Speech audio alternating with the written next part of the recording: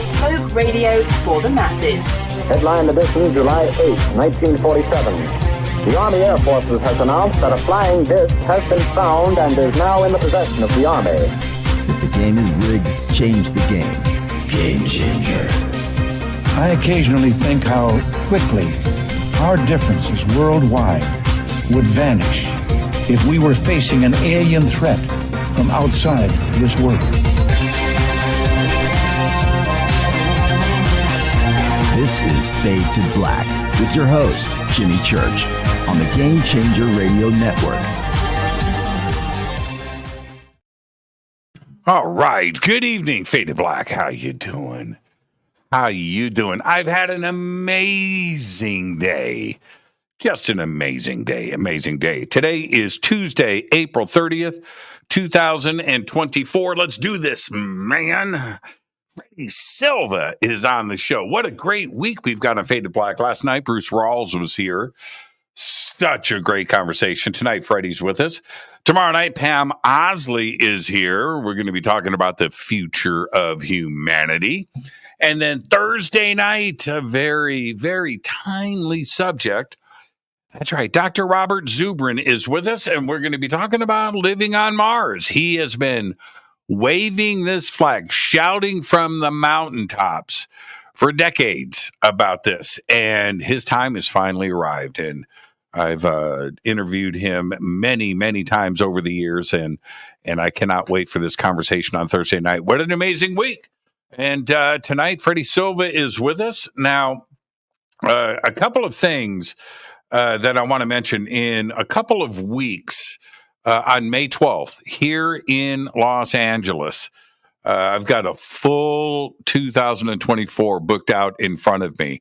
The next event coming up is May 12th here in Los Angeles, and it's at the Regal Cinemas in downtown Los Angeles at LA Live, the largest theater in Los Angeles. And it is the worldwide premiere of Billy Carson's Anunnaki TV series. Red carpet, celebrities, all that stuff, a day-long event, and I will see everybody there. The links for that are below.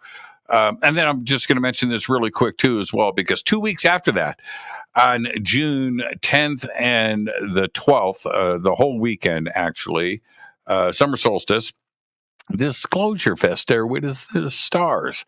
That's right. This is Adrian and I's event, and it's at Castaic Lake here in Los Angeles. Full weekend music festival, Stairway to the Stars. Billy's going to be there. 19 Keys is going to be there. Go to disclosurefest.org. The links are below for tickets, and look at the entire schedule, what we have got going on. So that's over the next month. And then the rest of the year is booked out too as well. I'm going back to Egypt. I'm going to go to Peru. I'm going to go to Alaska. I've got the Conscious Awards in Miami. Lots of things coming up. So let's go tour the world together. Let's all grow up and be Freddy Silva. That's what you've got to do. Tonight, we're going to do a deep dive into ancient Egypt and now, it's not just ancient Egypt tonight. There's a lot of different things that we are going to be discussing with the focus on ancient Egypt. But then again, everything is connected. We're going to be talking about the Shining Ones and the Followers of Horus and much more. He is an amazing author. He's an investigator. He goes around the world and gets into the mysteries of ancient civilizations and those secret concealed histories and the connections across those sites around the world. He's regarded as one of the foremost metaphysical orators globally, which means he speaks really, really well. He captivates you. That's right. That's Freddy Silva. He's that and so much more. The links to his new series are below, invisibletemple.com. And there's another sublink to the same site that takes you directly to the video series, or you can just visit invisibletemple.com. I would like to welcome back to Fade to Black, the one and only. He's right there, Freddy Silva. Freddy, How you doing? Hey, that's a Jimmy, when are you going to start the show with a power chord with the most perfect chord on the planet? All these guitars, we need a display, a one-time moment where the perfect chord is played like Deep Purple, succinctly, definitively, and loudly. Are you going to do it, or am I?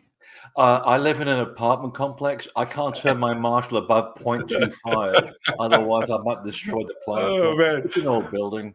Yeah, my half stack is down the hall in my music studio. I just have a Marshall quarter stack here. It's actually pretty cool, though. It's one of those 20-watt all-tube Marshall heads with a 112 Marshall cab. I think sounds very great. nice. Yeah, Very yeah, nice. yeah. Sounds. Now you can buy a house in the middle of nowhere. You know what's funny is before we get into this, I'm going to mention this. So my next door neighbor, well, one of my next door neighbors, right? His name's Dave. He lives over here. He's a great guy. And my my shower upstairs in my master bath decided not to shut off last month.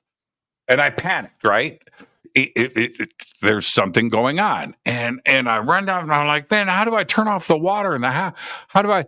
And what do? I call my neighbor. It's 8:00 in the morning. Dave, what's up, Jimmy? How do you turn off the water? What's going on? My shower's broke. I'll be right there. So he comes over, walks right to my house, goes upstairs, looks, comes down, and it turns out the water shutoff valve is here in this studio, right over here against the wall. I didn't know. So anyway, so he comes in here and he looks around and he goes, do you play? All the time. He goes, I never hear anything. But dude, I'm playing so loud. Turn up the amp a bit. He said, I've never heard. And I thought all of my neighbors were listening to this. It's loud. This is a good sign. It means you can turn it up beyond 3 now. Don't even think. That didn't cross my mind. I'm like, I got a hall pass. When I lived in Wiltshire in England, I was in the middle of writing my first book, and I lived in this little thatched cottage in the middle of nowhere. It was in the middle of a potato field, and I had rabbits for neighbors. The nearest house was a quarter of a mile away. So when we had those lovely fogs to come down into the valley, it looks like pea soup in the evening, and the moon is up there. It casts everything with a deep blue color at night. I put on some Pink Floyd and I play with David Gilmour walking around my garden on number 5 on a Marshall. And people were like wondering, where is this sound coming from? No one could ever figure it out. So 3 blissful years, I had an amphitheater to myself. Of course, the rabbits didn't complain either. That doesn't suck. The best Pink Floyd is always great. But the best to me that they ever sounded was that Pompeii show that they did. Yeah. Playing on what were they doing? Playing on megalithic rocks, right? Exactly. I mean, the perfect sound, isn't it? Theseus is another one. I think Sting did a concert there, and it was the most perfectly tuned building. In fact, the Greeks figured that when everybody was sat down, if there was gaps in the audience, they'd go around with these big amphorae, these big sort of vases, and they would put these amphora to balance out the crowd. And only when the whole thing was balanced between vases and people, that's when the concert would begin. Because everything was geometrically, acoustically tuned. I mean, they were complete masters of sound. And even to this very day, if you blow your nose on the stage, the last person in the top tier can hear you absolutely perfectly. It's this is very old stuff. Have you been to Timu in Peru? No, I haven't actually. Okay, Timu's at this amphitheater. I'll pull up a picture later. I don't want to do it now, but on the top of this mountain, and it's one of those drives you've seen the TV show, like the world's scariest roads, right? It's like that, where you've got cliffs, right, where you're 1,000-foot drop, straight, and you're on this, and the bus driver is, fishtailing it. It's just crazy. Anyway, so you get to the top of the mountain, you park, and then you walk up to this ridge, and you look, and there it is. It's this giant 2-tiered amphitheater, and it is huge. It's probably a 1/4 mile across and maybe 3/4 of a mile deep. It's an oval, but it's got an upper deck and a lower deck. Anyway, so it's huge, and you're standing up on top of the hill, and the people that are down on the inside of it are ants, right? They're this big, but if you listen, you can hear them talking. Exactly. I mean, that's what I admire about these people. I mean, they did things on a big scale. I mean, they had no reservations about taking it, to the next level, and there's still work today as well as they did before. You can tell. And you stand there at Timu and Pompeii or any of the Roman amphitheaters, right? There's so many of these around the world, but you can just visualize, 15,000 people right there. It's packed. And you can see the stage, and you can picture somebody standing there and talking to everybody, and they're not yelling. Yeah. You know what I mean? And you could just picture it. It must have been, the pageantry. Can you imagine the colors because of the way that the ancients, in any culture, colorful, ornate, right? And real theater. I can only imagine what it was like. And they were plagiarizing the Greeks. I mean, the Greeks would use the amphitheaters for oration and spreading of words. And the Romans thought, that's too boring. Let's have some fighting and some gladiator stuff. We can hear the screaming really loud. And all of this was also borrowed from places like Hatshepsut's temple. If you've been up on the top tier of Hatshepsut's temple, I always do this little trick with people on my tours. It's like, does this remind you of anything in recent times? And the more astute ones will say, yeah, it reminds me of being in Nuremberg in a Nazi rally. I said, yeah, because Albert Speer, the Nazi architect, although I don't know he was sympathized with that particular political view. That's another story. But he learned from the Egyptians how to get that sense of political drama, because when the monarch stands at the top tier of Hatshepsut's temple and you project down that staircase, you can imagine 50,000 people listening very, very gracefully. And that also has a very interesting sort of projection of echo because of the cliff face. You can hear it. Temple. So again, these were people who not just were big on sound and projection, but also the whole theater of it. And of course, when you match it to the rising of certain stars or the Milky Way or everything, it really brings it home as to why this stuff lasted for thousands of years. And, today we can't even keep a civilization going for more than 20 before the whole thing falls apart. Well, and she specifically, that site, which is probably as dramatic as anything gets visually, right? But she chose that site because of its history. And then when you turn around and you see all of the other ancient temples that are there, that preceded the construction of her temple. And then of course, you know this, but I'll say this to the audience. There is another tomb underneath that is, I think it's 1,500 years older than her temple. Yeah. And so that is such a sacred site. And then, of course, you have the image of the pyramid on top of the mountain behind it. Yeah, and that was one of the reasons why they chose the Valley of the Kings for that. It was a natural pyramid. And it's amazing what nature can do sometimes.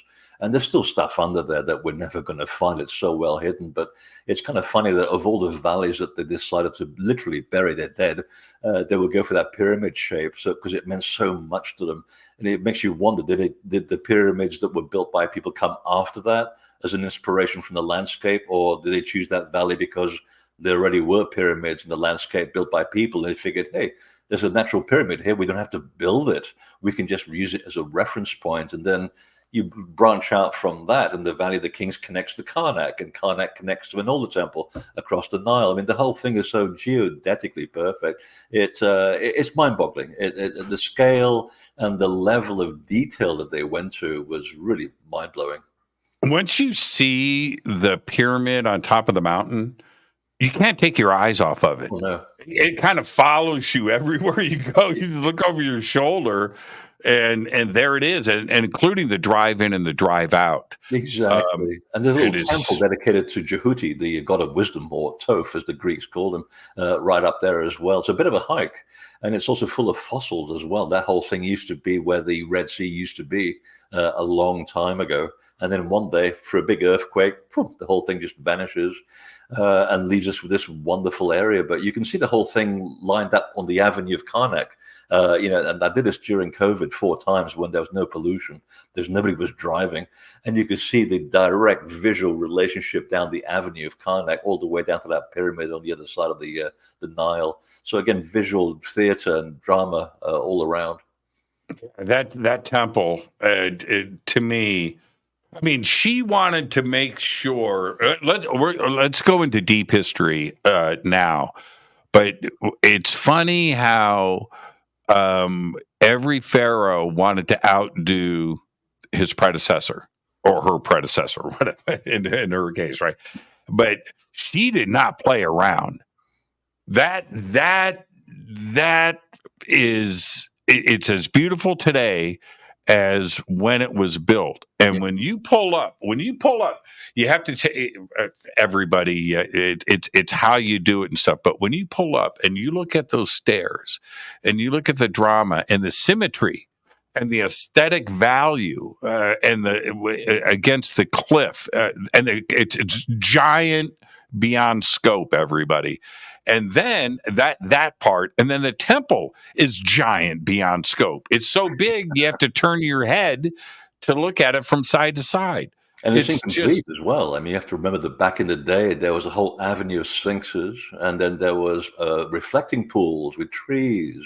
And that required a bit of watering because by then the weather had changed dramatically. It was pretty much arid all around the area, but somehow they were managing to get the water out of the Nile and being able to keep the whole area green around the temple. But her big thing was that she got Semnut, who was a great architect in his own right, and then became her lover, allegedly.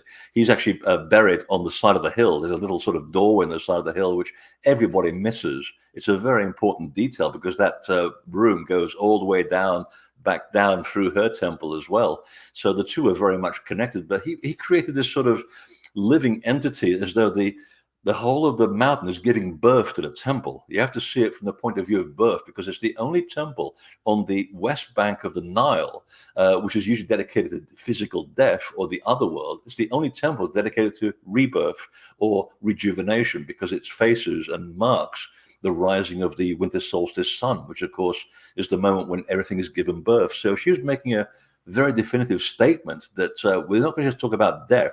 We're going to talk about a recycling of life. We're going to start from the point of creation, and then we're going to end up at the Valley of the Kings and end up with physical death. So she was trying to bring back all of these teachings, which have gone by the wayside. And one of her sons, who was Tutmosis III, is also key to her success and her story, because he's the only guy that has a tomb in the Valley of the Kings, but he's actually buried in Hatshepsut's temple. And that's why I think I'm the only person that takes the only group into his chamber in the Valley of the Kings, just to make that point.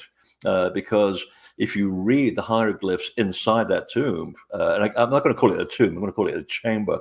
It's all to do with the initiation of going into the other world and coming back 3 days later and declared risen, and you go back to your daily life. No one was actually buried in those rooms, but you have to read the hieroglyphs very carefully inside his chamber. So she was following on from that tradition and bringing it back to the people because the idea was open to anybody that was curious.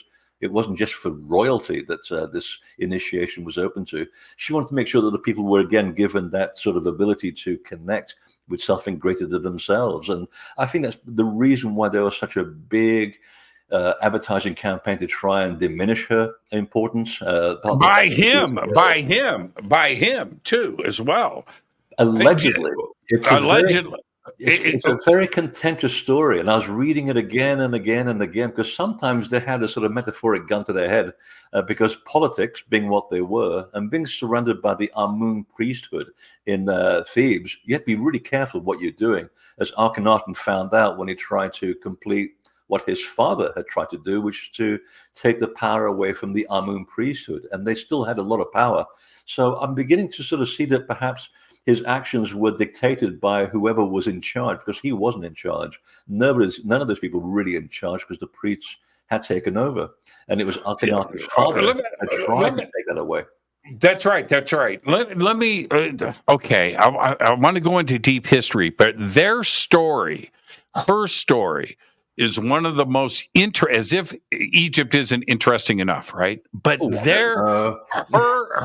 okay. So before we go to ancient history, I want to bring up one point, and I want to ask your opinion about this. It seems that, okay, first off, she was a she, dressing as a he. Baking. No. Well, hold on. Let's Freddie. You know everything. You know everything. Let's talk about the dogma. Okay, let's talk about the dogma side. I said I want your opinion, so let's get to that. Okay, which is this: because Egypt didn't know that he was a she, right?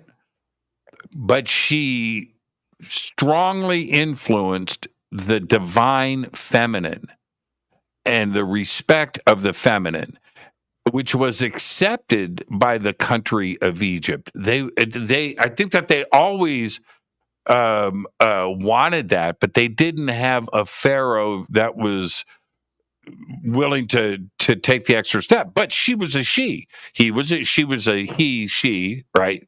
A situation that she wanted to keep things stable. So she wore a beard, and they kept things, the priesthood, the inner circle, everybody around her knew what was going on, but the country didn't. But she used that position for the strengthening of the divine feminine, and the country stood behind her on that. And I think that that's an amazing story, and one that isn't told loudly enough. No, that part of it is absolutely correct. And I mean, you have to look at the politics of the time, around 1800 BC, when the divine bloodline was starting to fall apart, and it had already begun to disintegrate through intermarriage. Now we have to go back into the story of the followers of Horus and the Shining Ones, who are basically governing Egypt, and they were looking for human rulers to take over. They didn't want to rule. They said, no, we're just here because we survived a global catastrophe, and we're here to restart civilization. We're handing the reins to you because it's really your planet, and we want humans to now have a go, because our time is over and done. We've done this for so long. There's not many of us left. We're just going to basically guide you through this, and we'll maintain the throne until we find a suitable human ruler that can do the job. Now, they would find somebody, and then after a while, someone else would pop in, and they would turn out to be completely corrupt, because they figured this is better than going to be a hunter-gatherer. So I'm going to basically usurp power. And then the followers of Horus would step in, get them out of the way, take over until they could find the next reliable person. So by 3000 BC, you have this wonderful phrase, and I think it's in the Temple of Abydos on the wall, that says, the first pharaoh of a purely human bloodline finally takes the throne in 3000 BC. And that was the pharaoh Mena, after whom the Mena House Hotel opposite the pyramids is named. And it's an incredible admission. But up to that point, it was a half human, half divine rulership that was going on. There was intermarriage with the gods. Now, by the time you get to Hatshepsut's time, the intermarriage has gotten so ridiculous because of feuds, because of war, disease, invasion, and so forth, that they were running out of qualified people in order to take the throne. So she finds herself in the unenviable position of having to govern because the woman usually didn't govern for the simple reason that she was too precious. She carried the bloodline. She was the direct connection back to the followers of Horus. So she now has the position of saying, well, now I've got to take over rulership and put myself at the front of it.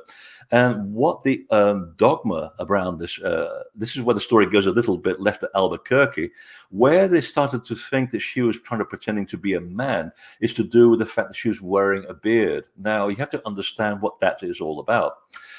Everywhere around the world, even where men genetically cannot grow beards, such as in Peru and the Andes up in Lake Titicaca, if you see men with beards, they belong to a completely different bloodline of people. They're connected to the old gods. And wherever you go around the world, the gods were always described and shown as having these long beards. So when you see the pharaohs with that beard, and you can see on the paintings that it's a strap on. You can see the little thing that goes up like this. Very, very definitive.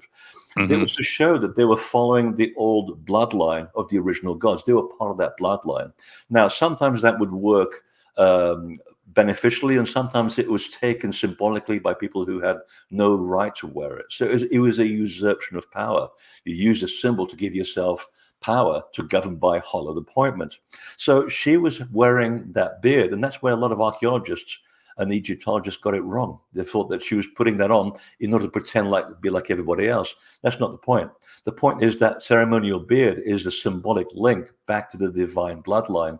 So once you understand that, it puts her more into context, because she actually ruled as a woman. Everybody knew it. Everybody locally did it. And also, Hatshepsut's temple was also renowned as a place where they practiced sexual alchemy. And the men were doing it too, but it was the women who had, I wouldn't say control, they had the driving seat about teaching about sexual alchemy, how to use the power of, let's say, the orgasm, which, of course, you wrote a book about this. Oh, no, it wasn't you, it was somebody else. I'm getting two things confused. I got jet lag. So they were basically using the power of the orgasm to show how you can achieve a higher state of consciousness, and it's something that's still practiced in many esoteric traditions today. But that also gets taken out of context, and also it's used as a point of power by people that came after her.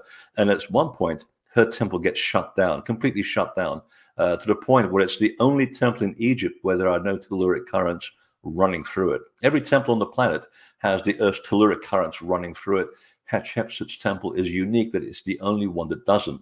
And that's the Amun priesthood that steps in and says, oh, no, we can't have women, A, running the country, and two, taking over the control of the bodies of women and men to show them that they can be gods. Only we can be gods because we're the direct line to the gods, because we're the priesthood. Well, they become so corrupt by then, they had no idea what was going on, and they were using this to control the entire population. So after that, the next dominoes down the line are Amenhotep III, who's part of the same family. He tries to get rid of the priesthood. They give him a bit of a hard time. Finally dies.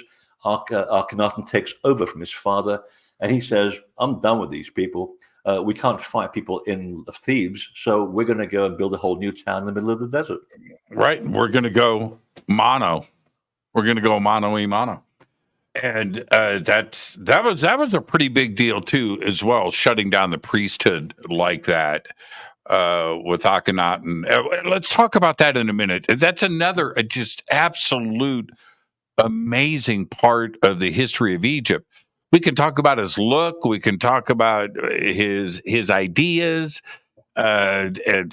disappearing and the controversy and all of that around him. But that's just a part of the story, you know. And Nefertiti, the whole thing. Okay, so now you mentioned the shining ones.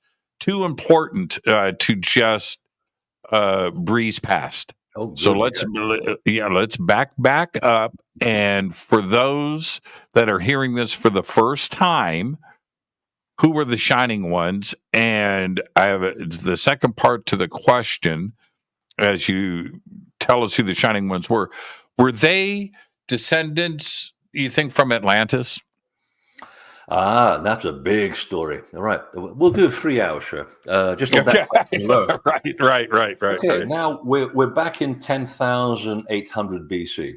Right. We're in the middle of an ice age. and we go to all the traditions of the oldest people on the planet. So it can be the Hopi, the Aymara, the Waitaha of Easter Island, now of New Zealand, and so forth. You look at their traditions, you start looking at these together as one, and you realize, well, if these people were just hunter-gatherers, how is it that all of their traditions all line up and interact with each other?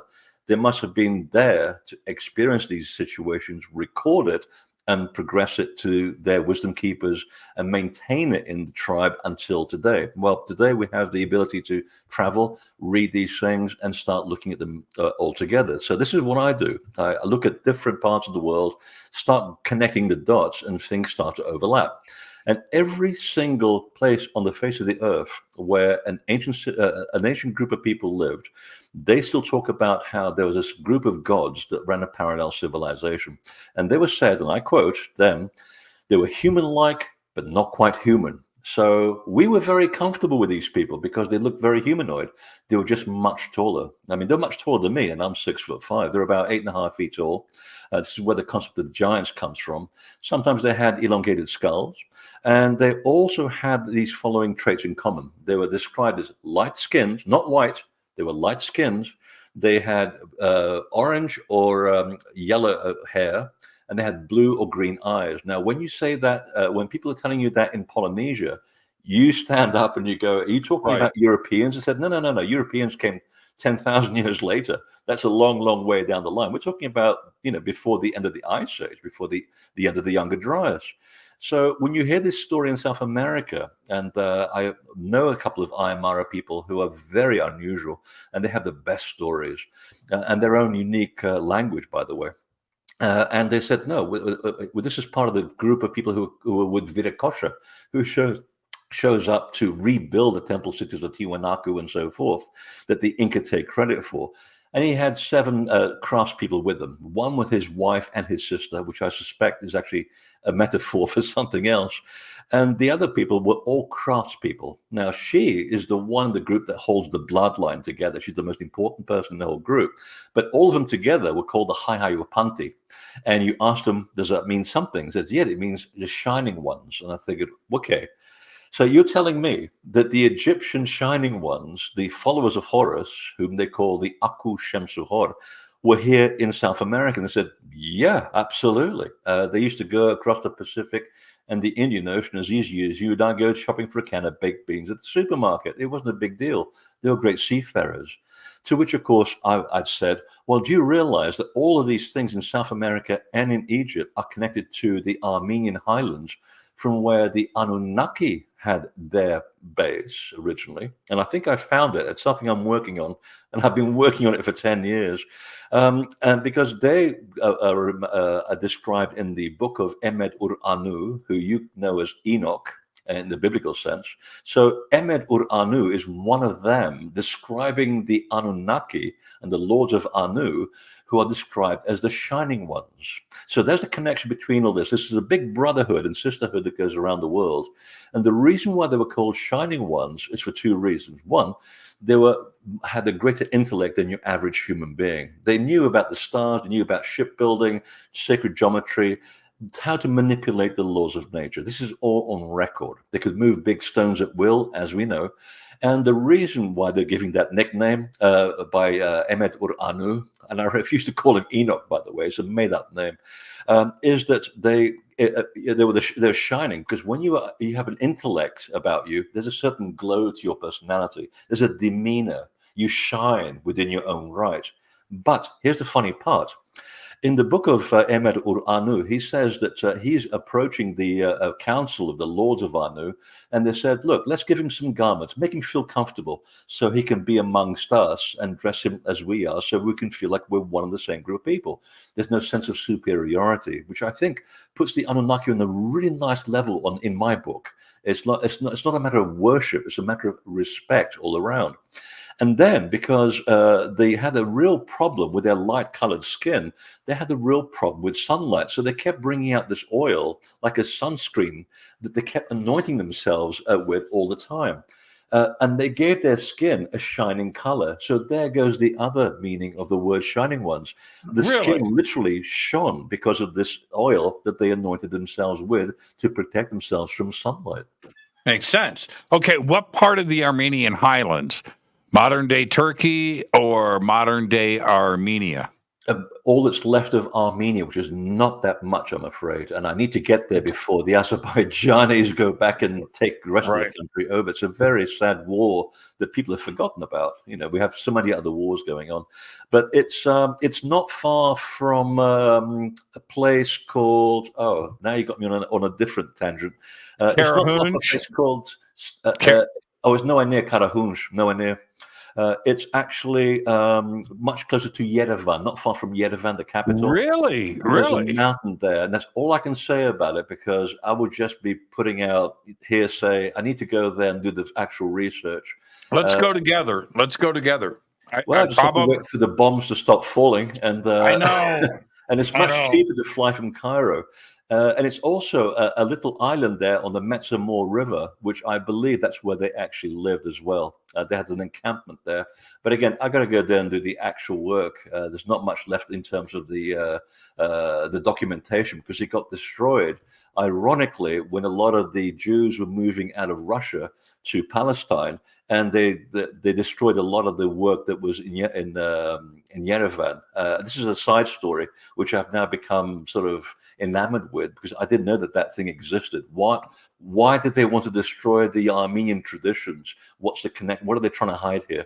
But that's something else. So it is and it isn't, Freddie. The connection, the age, Armenia doesn't get the respect from researchers and academia that it should.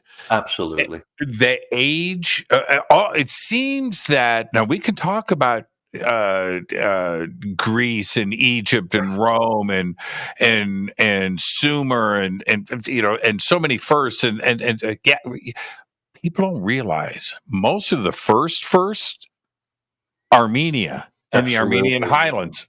Göbekli Tepe is in the Armenian Highlands. It happens. That's right. It's in modern day Turkey now. That's no, right? And here's the connection, because there was a lot of intermarriage between the Armenian or the Anu bloodline and the followers of Horus in Egypt as well. Hence, they share the same nickname as well and the same physiognomy. But if you look at Göbekli Tepe, the original name of Göbekli Tepe, which is Portasar in Armenian, means the umbilical cord of Osiris. Now, what is Osiris moonlighting in the Armenian Highlands, I thought? Well, one day I'm sitting near the pyramids, and I'm sort of, connecting with the management, away with the fairies, as I usually do. Because I don't like get my information from regular sources. I like to just send stuff out there and see what comes back, and then research the back of it. And usually, 9 times out of 10, that's a great way to start things. And I was just pontificating on this about Portasar. And I was looking at the pyramids. It's like a TV screen drops in front of me or inside my head. And it says, well, if you connect the corner of Menkaure's pyramid, or the pyramid attributed to Menkaure, because he didn't build it, and you go and you draw a straight line to the corner of the Great Pyramid, and you extend that. And I thought, I can do that. I've got, Google Earth, I've got maps, and you correlate the two, because Google Earth is very good, but it's not totally precise. There is a slight discrepancy. You've got to get the right maps out. And you extend that line, you end up in Portasar. There's your umbilical cord. Isn't that crazy? I did that. Back in 10,400 BC. Right. I did that with a string on a globe. Okay. Well, if you can't afford Google Earth, that will do. And you know where it ends up if you stay in a straight line? No. I'm not making this up. You ready? Easter Island. Well, that would be interesting. That was straight line right through Easter Island, Giza, Göbekli Tepe. You can take a piece of string. Goes to Easter Island. There's a sacred platform there, built exactly the same way as you have the blocks, let's say, in the temple at Abydos, the Assyrian, and also in Peru. And you look at the title that was given, it's called Ahu Hanunaku. It's named for the Anunnaki on Easter Island. And the people that were there, they called them the Urukeu, the red-haired people, the red-haired giants. And they were the gods that were there before the flood. So that now links the South America, Easter Island, Armenia, and Egypt in one go. But here's the funny part. By the time we get to Akhenaten and Nefertiti, which you brought up, Nefertiti, there was a letter that survives when she writes to her father to the kingdom in the north and to bring down the dowry to Egypt because the marriage has been consummated. Now, in her time, the northern border of Egypt, which is north of Lebanon, that border was Armenia. So it shows you how much of the country is gone, but the connection remains in terms of similarity, in terms of culture, gods, and also the methods that they employed to spread the information around the world. So yeah, things are much closer than we thought. Yeah. Armenia today, tiny little land. You can walk across it, in a day, backwards probably, and you can cover the whole country. It's so Back sad. then, it went from sea to shining sea. Yeah, it was ginormous, man. It covered everything. It covered everything. Yeah, the last book that I wrote, which was the hidden. What did I write? I've written 9 books now. The Scotland's hidden sacred past. I was looking at the origin of the Scottish sacred sites and Ireland as well, because no one really knows where the stuff came from. All we have is some hearsay, some stuff by the Vikings, and a few names of places. And it was quite by accident. And you probably know this. Vahan Setian, the wonderful Armenian scholar, who someone gave me a copy of his book quite by accident. And I began to learn Armenian from that book and began to put the place names together and found that a lot of that stuff actually, the stuff in Scotland comes from Armenia. So I met him from my family before he wrote the book. Oh, he's lovely. And he's working on another book. I've known him for, geez, man, a long time. Done a lot of business with him. I'm a great fan of his, and he's also a great fan of me. I didn't realize that. It's like he's a historian. He's a historian of a level that most people can't comprehend.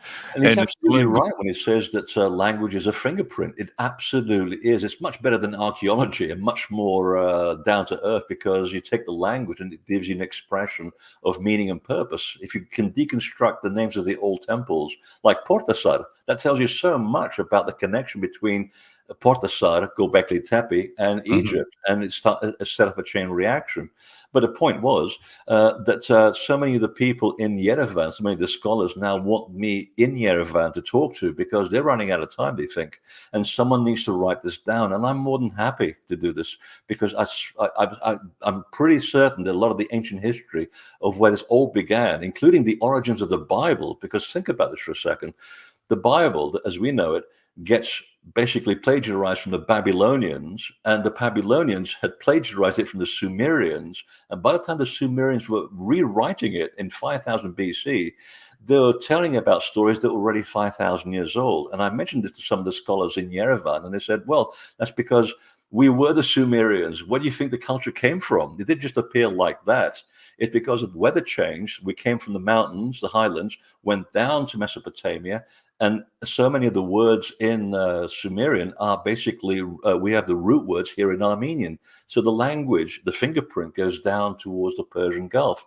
So that's what I want to try and get to, is to find out the origin of so much of the information that we have. And hopefully we'll get to clear so many of these hypotheses and theories that are out there about the Anunnaki, most of which are very negative.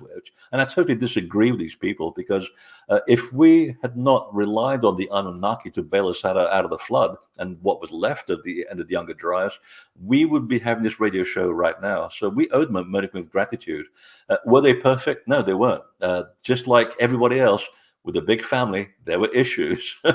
There was always, like Enki and Enlil is a classic example. They're not Sumerian gods. They're actually Armenian of origin. And all of those names are also Armenian, as is Nefertiti. It's a title, not a name. And it means she who is the backbone of the ruler. That's what Nefertiti means in Armenian.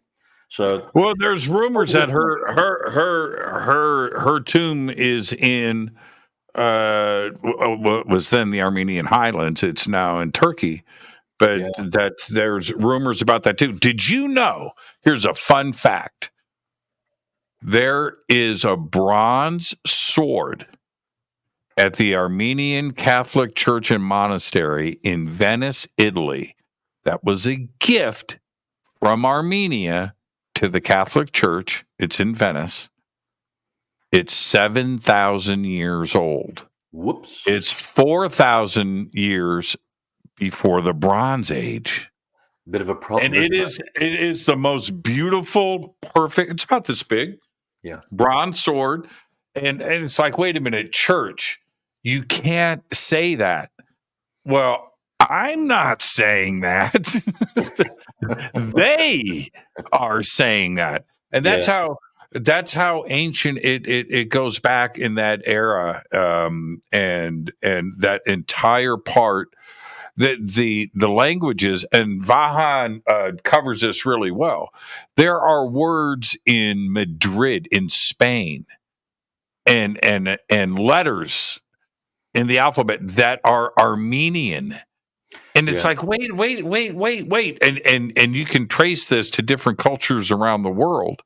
And it's that kind of influence for a lot of different reasons. But Armenia had. Yeah. And I mean, language is one of. I mean, in fact, the metallurgical center, there was one in Metsamor between 8 and 6,000 BC. It's one of the earliest metallurgical centers on the planet that we know of. And they're saying, they're screaming, from the rooftop, saying, we have all this incredible information.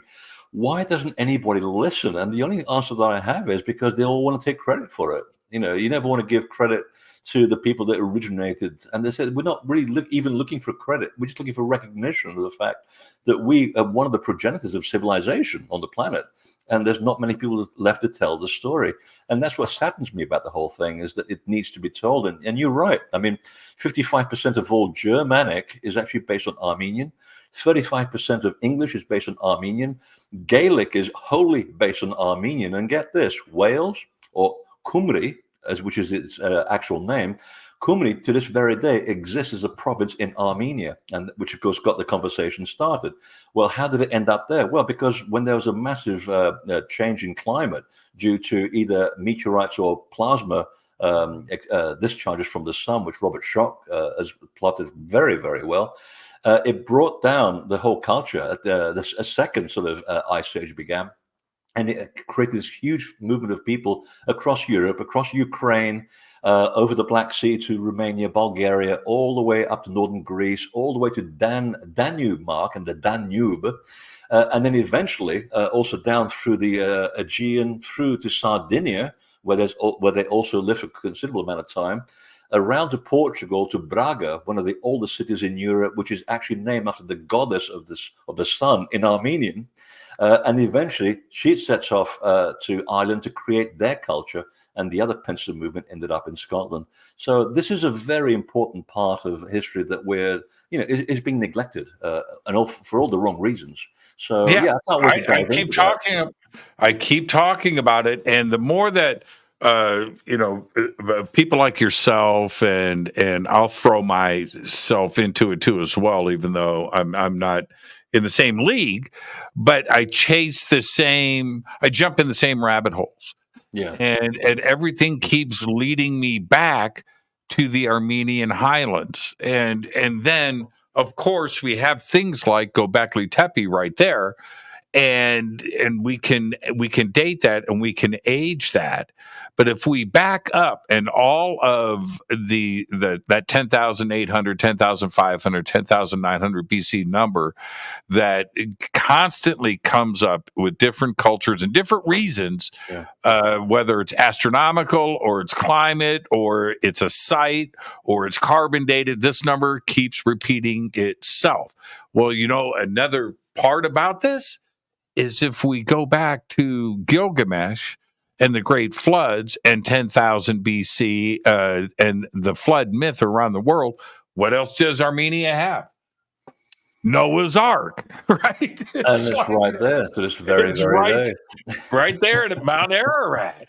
It's like, it's nuts. The important thing to keep in mind is that the Sumerian culture follows from the Armenian culture, and it's datable not just by the fact that by DNA, but also by the language fingerprint.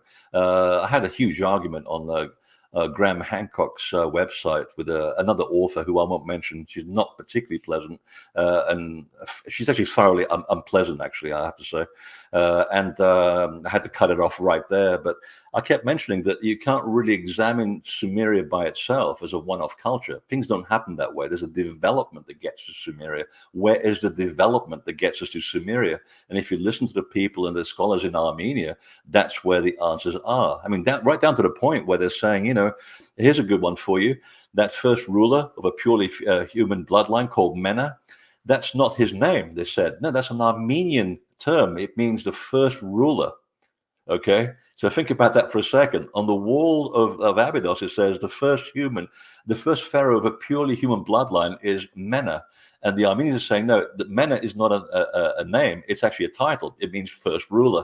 So there's that overlap again with Egypt and Armenia. So I think by understanding more of what Armenia is trying to present, I think we can go even deeper into Egypt and start crossing off a lot of the boxes that we've been hoping to have fulfilled by now.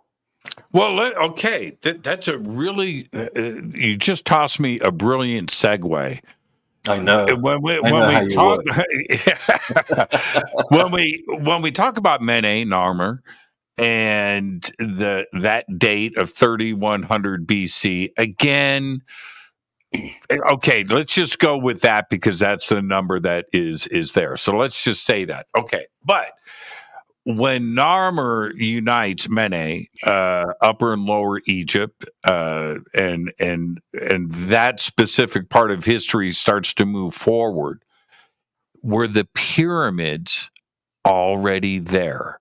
All of them, the red, the bent, anything in Dashur, anything in Saqqara, anything in Giza, were they already there? I believe there were. Were they finished by then? That's another question. And if I throw this idea over to Yucatan and look at how they were doing the pyramids all the way into Guatemala, they'll say, well, the pyramids grew. They weren't built exactly at one moment. They kept growing and changing slight direction to keep themselves aligned to the sky. The art of archaeoastronomy, as we know it. When I was doing the research for the documentary on Egypt, I was looking back at Robert Beauval's theory of the connection with Orion to the Giza pyramids, and let's use that as the ballpark, because if we find that alignment on the ground at the winter solstice, or is it the equinox, and 10,450 BC, give or take 50 years. At the same time, if you find yourself as an objective observer along the Nile and you're looking at the connection to Orion and look at what's happening with the Milky Way mirroring the Nile and all the major stars either side of Orion, you'll see that where Yunu, or as we call it today, Heliopolis, which is the main center of the academy, the alignment also marks that academy as well at the very same moment. So if you keep going this way now down the Nile, you come to Taurus, and you've got the red star Aldebaran in Taurus, and that is exactly the position of the red pyramid. So it's not just red because they chose a form of sandstone with a lot of iron in it, which I'm sure they did for a very good reason, because A, it's a very electrically conductive building. It's magnetic, man. It's a metal pyramid. Yeah, but it's also matches perfectly now with the Star of Aldebaran. If you move westwards again, or south again, you'll get to the Pleiades, and that's where the pyramids of Meidum suddenly pop up. So what I'm seeing here, and I've heard this story repeated in the Andes as well with the Urubamba. So the Urubamba, the Red River, which is named after the Urukeu gods, the Urubamba River, all the temples along there are supposed to be mirroring specific stars along the Milky Way. So when I was doing the documentary, I posited that just using these 4 markers at the head of the Nile, maybe all the rest of the temples, if we keep doing the alignment of the stars, this will take quite a bit of computing technology to figure this out. We should be able to figure out which stars they're actually marking on the ground that appeared in that particular date as well. That would be kind of cool. Well, yeah, let's talk about my dune for a second, and in relation to everything else as far as construction goes. You mentioned Central America and the construction of the pyramids there, how they were done in stages. In some cases, they're 6, 7. It's like a Russian doll, right? Very much so. Yeah, very much. And do you think Meidum is an example of that? Do you think Meidum was actually just a regular pyramid, and what you see now is the interior of the pyramid that was existing inside of your normal four-sided pyramid exterior? Oh, it's definitely the core of the pyramid, that's for sure. The rest of it we don't know. It's just pure conjecture because all the mud brick that was around it, it's all fallen down and decayed, obviously. But it goes back to your original question, whether all the pyramids are already there. I think that the actual core of the buildings were in position back then, and they kept adding and adding and adding. Beauval, in his much overlooked second part of his theory, talks about the shafts that make up another date of 2,500 BC. And all the 4 shafts in the Great Pyramid match points in the sky. That's also a time when there was a big temple building binge across Europe, including the addition of the stones at Stonehenge and the building of Avebury in itself. That moment in time is very important. So if that's correct, it means that if the building was built right from the get-go as a complete series, those shafts were already projecting way into the future, which takes genius to work out the fact that 8,000 years later, the shafts would be connecting and giving you alignments that were still way off in the future. Or the second hypothesis is that the core of the buildings were already there, in place, and then they kept being added to by successive pharaohs, and they were finally completed around 2400, 2500 BC, which is where one of the archaeological points is, that they were built by Khafre and so forth. There's not a shred of evidence to back that up. There's graffiti to back it up, but that's all. Because they said, well, we found grouting, which has organic material in the actual pyramid, and we can take a carbon-14 date, and we can give you a date of about 2500 BC. Well, that's absolutely correct. But you forget that these buildings were also being renovated from pharaoh. Yeah, that's repair work. It's repair.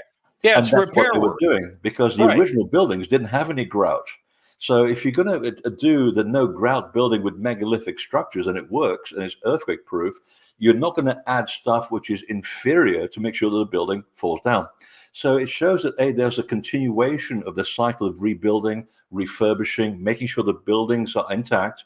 And also, it may be a chance to also demonstrate that these things there was a long-range plan in mind. And in order to make sure that the buildings still correspond to the sky, because you've got to have whatever's above has to be repeated below. Because of precession, if you build something in 10,500 BC, by the time you get to 8,000 years later, nothing lines up. So you have to complete the building, and you have to keep adding things and moving things around in order to connect the building back to the sky. And now it's a sacred site again, not just a beautiful building. And I tend to go with that sort of hypothesis more than anything else, because the same thing happens in Central America. And they're very open about this, the Maya. They said, yeah, look at the Chichen Itza, the pyramid of Kukulkan. It was put there by the Its, who moved from an island that sank in the middle of the ocean at the end of a global flood. So, and they have a date for it at 9,600 BC, by the way, when they arrive in Yucatan, which is the same date that the Egyptian priests gave to Solon, who takes the story to Greece to Plato. So 2 people on the opposite side of the world have exactly the same date for the sinking of a landmass and the re-arrival of all of these gods from nowhere. And here's the connection. In Central America, not only did they keep building and building and expanding the original buildings, but the people who gave them the blueprint, the gods of Central America, are the people of the serpent. That was their nickname. And it had nothing to do with reptilians or anything silly like that. It's to do with the fact that these people are described as having understanding the laws of nature, and therefore they can bend nature to its will. Now, nature is based on electricity and magnetism, the two interweaving serpents of energy. So if you are a person of the serpent, you are connected to that bloodline and to those gods. And the Egyptians also had that same metaphor for the followers of Horus, as did the people in South America, as did the Anunnaki, and so forth. So we're talking about the same brotherhood yet again, borrowing from the same book. And then we have what I call the Khufu home repairman stela. And that stela, which is big, but nobody's seen it. Why? It's locked up, right? And yeah, exactly. They've got it. Everybody, it's encased in this steel box on the Giza Plateau, and it's quite big too, as well. It's not small. And I picture it like the size of the Dream Stela, looking at that. But anyway, this thing is welded steel, shut thing, locked, padlocked. Nobody's allowed to see it. Why? Because it says, hey, man, I'm Khufu. I'm doing a drive-by. I need to do some home repair on these pyramid things. And, you know, they're little, and it's like, it totally negates the dogma that we have been fed. So therefore, that stela is not to be seen, is it? And there's also another smaller stela which people tend to forget about, and describes how Khufu was rebuilding the Temple of Isis, which is still there to this very day. And everybody misses this. It's such an important key element.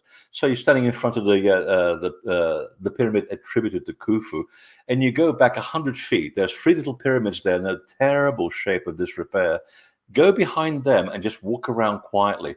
There's a little temple with little Greek columns, which have been lovingly restored by the Greeks and the Sabians as well, who came down from the Armenian Highlands to worship Horus every year. And this has been going on for thousands of years, since at least 8000 BC, by the way. And they kept leaving little offerings there. Now, that temple tells you a lot, because when you match the temple to the stela, it says that Khufu built a pyramid for his mistress, which is the one behind that temple. And then it says he built a pyramid for himself next to hers. That's the second little pyramid of the 3. Okay. And everybody, the garbage dump pyramids. Exactly. And now that looks like something that was built 5,000 years ago. It's a terrible shape of disrepair. If you look at it like an artist, and I have a degree in art, so I have that eye, I'm looking at the way that the blocks are put together. It wasn't put together with great finesse. No, you can stand. Laborers who obviously were very. They didn't want to be there. They were forced to do this. You can tell. You Freddy behind it, and you think, wait a minute. Look at the craftsmanship on that building relative to the 2 in front of it that was supposed to have been built at the same time. It's night and day. No. You can stand. Freddie. Gap between the 2. Let me make this point to everybody. You can stand between them. You can look like this and look at this and then look at this and then go, no. And it's supposed to have been built in the same era by the same guy. It's an insult. The little one, you think that's not very impressive. And even the big pyramid, in its state of dilapidation, is still a work of art. Look at the way the stones have been put. I'm not talking about the casing stones because they're gone. I'm talking about the inside of the pyramid, where who cares what it looks like? You're not going to see it. No, now we can see it. And it's like, wow, they even took care about matching the breaks and making sure that everything was beautifully aligned. It's a work of art. It's a labor of love. And it's in better shape by 1,000, 2,000 years than the little pyramid that was definitely, we know, was built in 2400 BC. That's a big barometer right there to show you that a big time gap has happened between whoever built the big thing and whoever built the 3 little pyramids. And the level of construction had fallen by the wayside back then. It's a bit like today. How many chairs can you buy at IKEA that actually sit there and then they wobble like this? You got to put a little beer mat under the damn chair to make sure it doesn't wobble. I'm sorry, IKEA. I'm just using it as a reference point. But the thing is, back then they could put buildings with 1 million tons of rock aligned perfectly to true north. And today we can't even get chairs that don't wobble. So no, you have to put cardboard under the corner of your house to balance it out, let alone the IKEA chairs. But what about so let's go out to Saqqara, the bent pyramid. Now, there are things about the bent pyramid that I find much more remarkable and astounding than even anything on the Giza Plateau. That is an incredible, and I have walked around it, right? I have videoed, I've done the whole perimeter. Well, I'll never forget when I walked out back, and there's they call it the Queen's Pyramid or something, right? The little pyramid that's sitting behind it. No one was buried in there again. Right. I tried to get into it. I was by myself. You know, you take like 3 steps up, and they had that thing welded shut, and I couldn't. You're going to hang out with me. Yeah, well, I have friends at Dashur. I know all the guards there. But the bent pyramid is one of the most incredible things to look at visually. I agree. And there's much more going on there, where it's criticized. It's this. It's the. It's kind of like Armenia. It's the Armenia of Egypt, right? It really. I love it. Yeah, and it shouldn't be that way. The bent pyramid is insane. Yeah, I mean, think about it for a second. That pyramid, the red pyramid, and the black pyramid down the road, they're all attributed to Sneferu. Okay, so why does one guy need 3 buildings in which to bury himself? It's all, again, this is the problem with archaeology and Egyptology, the stupidity, and I'll say it again, the stupidity of the logic, where it's based on a piece of graffiti that's written on the side of the pyramid that says, this building belongs to Sneferu. Well, yeah, the next guy that comes along after him, he's going to be the next owner because he's running the country. It's a bit like saying King Charles owns all the churches in Britain. Well, he does right now until William becomes the king, and then all of these buildings will belong to William, and so forth. That's how it worked. No, I do agree. I've been studying the bent pyramid for about 10 years, and I think I finally cracked a little bit of light into this, and I put a little bit into the documentary. And one of the things I adore is the fact that it's the way you look at the angles. Okay, the angles are everything. They weren't mistakes. The Egyptians didn't do things in mistakes. Okay, and we sat down one day and looked at the actual angles. The tangents of the angles give you at the bottom it's the cosine of the angle of the hexagon, and the top section is the cosine of the tangent of the pentagram. So it's a hexagram and the pentagonal angle that makes the unusual shape. Now, why would they do this? Well, 2 reasons. Well, several reasons, actually. If you look at human DNA and look at the sugar crystals that make up who we are, the sugar bonds that make up human DNA are bonded with pentagons and hexagons stuck to each other. That's who we are fundamentally. So it's a bit of a mirror of the human body to begin with, which I think is why people like it a lot. But there's more to it than that. And it has all to do with the study of the earth. Excuse me a second. A bit dry here. If you look at the way that the earth behaves, okay, and if you were to be an observer on the face of the earth, you stand there in the middle of the desert, and you have your head rigidly set in cement, so it doesn't move. And you look at the sun rising over the course of 72 years, and you notice, if you're very observant, that it moved 1 degree during your lifetime. And if you keep repeating that, it comes back all the way around over the course of 25,920 years. Okay, so that's called precession, the way that the Earth and the background of stars moves in relationship to each other. So it takes that amount of time for a star, any star, to return back to its point of origin. Now, as the Earth is actually moving like this on a wobble, it's also tilting at the equator.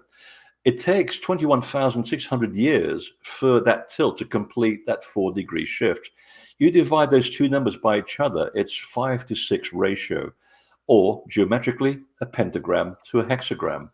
So the building is not only telling you how the Earth functions, it tells you that the Earth and its geometry is inherent in the people from whom it was born, us.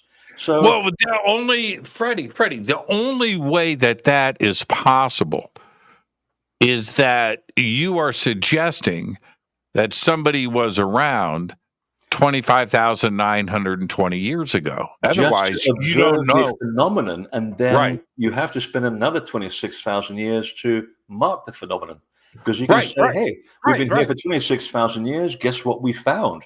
Oh, okay. Let's just make sure that we get it right. Okay, now we have that right. So that means you're up to about 42,000 years. Well, no, 52. 52,000, beg your pardon. Now, here's an uncastable fact. It's the papyrus that's in St. Petersburg, of all places. I hope it's safe, because Egyptologists don't like to talk about it. If it doesn't fit into the agenda, they don't want to talk about it. It's a fake, obviously. So this papyrus is inconvenient because it lists the entire king list of Egypt. And I'm not talking about the Abydos king list, which is imperfect. We know that's imperfect because it missed out troublesome people like Hatshepsut and our friend Akhenaten. So we can't rely on that king list at all. It's politically motivated. So this king list on this papyrus, and I think it's papyrus 1353, I can't remember. It says that the king list, it takes you all the way up to Mena, who we know was the king in 3100 BC. And if you track it all the way back to the first king, who was Ra, not just the sun god, he was the emanation of the sun god in physical form. That was his name. He basically, depending on whose timeline you're using, is either begins in 36,000 or 39,000 BC. So clearly there was someone around for 52,000 years to map the way that the Earth works, or there could have been aliens who just gave him the information. That's the short version of the story. They didn't have to wait around that long. But either way, the Egyptian dynasty has been around for that long. And if you correspond that information to what's written on the walls of the Temple of Edfu, which is the building text, with which I'm so enamored with, that I'm still reading this damn book for the 6th time, and I'm only now beginning to grasp what's really in there. It tells you that these people, these followers of Horus, these shining ones, originally came from a landmass that had been partially destroyed at the beginning, where the story picks up, is at the beginning of the Younger Dryas. So it's 10,800 BC, and it was an island somewhere, as far as I figured out, in the Indian Ocean, which is now completely gone. And it tells the story of how they were looking for a much more sane place to live, because they knew their time was up. They were great astronomers. They could predict into the future that the end of the Younger Dryas was only 800 years away. And they were absolutely right. So they had to look for a place that wasn't consumed by the Ice Age, which is basically anything above and below the tropics. And that meant that Egypt back then was a very favorable place to live. The Nile wasn't really a river back then. It was mostly the inland sea that was an extension of the Red Sea. The Nile came later because of the movement of the tectonic plates, and they talk about that as well. And they said that we were looking for a place where the climate was much more pluvial, where it wasn't so cold, and we could restart our civilization and start building, and I quote, the foundation of the future historic temples. Those are the ones that we see today. So they were already in Egypt in 10,500 BC, laying out the foundations for the temples that we see today, like the Temple of Edfu. And the alignment of Edfu is actually aligned at 10,500 BC to the first rising of the belt stars of Orion, with whom they were intimately associated.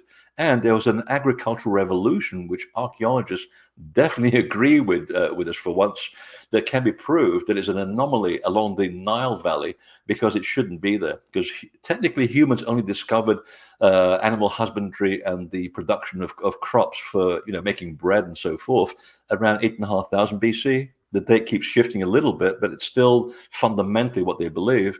But in 10,500 BC, there's an agricultural revolution along the Nile, and they can't explain it. Well, the Edfu text can explain it quite well, because that's when the gods arrive with their understanding of the laws of nature, and they're teaching this to the people that were living there.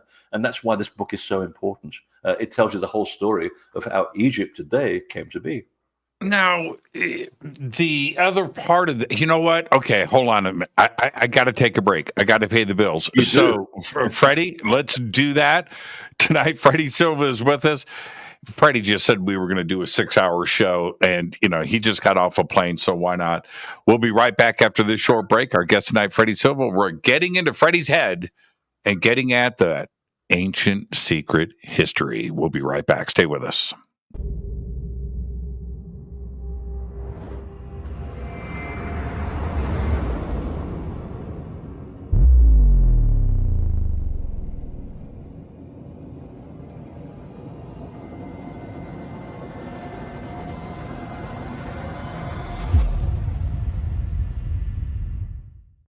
Subscribe to our YouTube channel to get your alerts and access to over 2,000 videos. Click that subscribe button right now.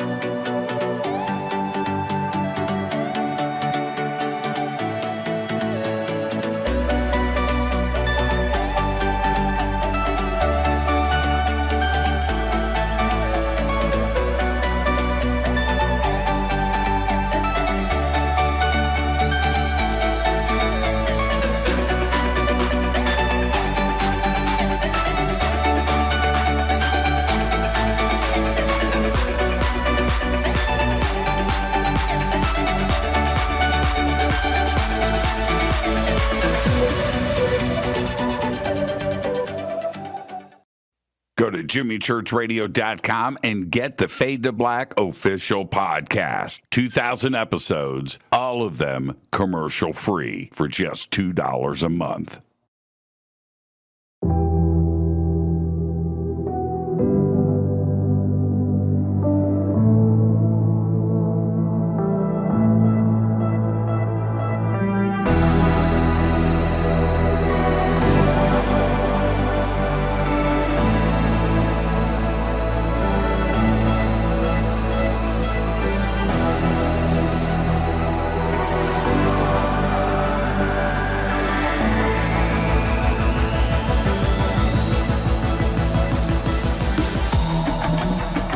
This is Jimmy Church. Please visit and explore Egypt this October 3rd through the 14th, 2024 with Billy, Elizabeth, myself, and very special guest and the #1 podcaster in the world, Sean Kelly.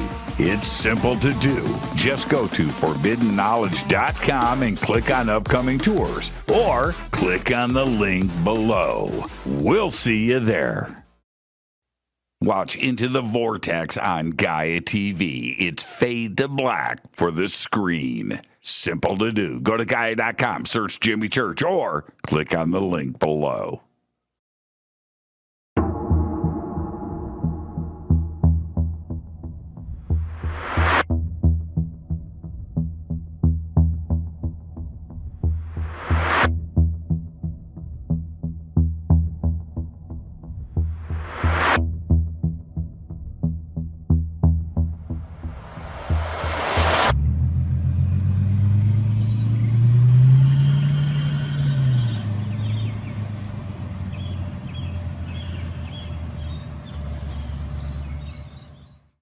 Follow Fade to Black on Twitter at JChurchRadio. Get all of the show updates every single day.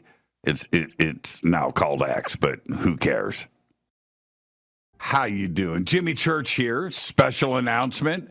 Get your Fade to Black t-shirts. That's right. Help support the show. Help support everything that we do over here. We've got 2 t-shirts. We've got 2 ways to get them. And right now, if you get a Game Changer membership for a limited time, you will get Fade to Black Blend coffee with your Game Changer membership. That's right. We have 2 t-shirts. We have the original, the classic Fade to Black t-shirt. You know you want one. Post a picture, send it to us. We'll put it in our Fade to Black gallery. And we've got the new official Fade to Black t-shirt drawn by Michael Oming. 2 t-shirts, 2 ways to get them. Get yours today. Everything is in stock. Everything gets autographed. Everything includes shipping. And you're going to get a tracking number.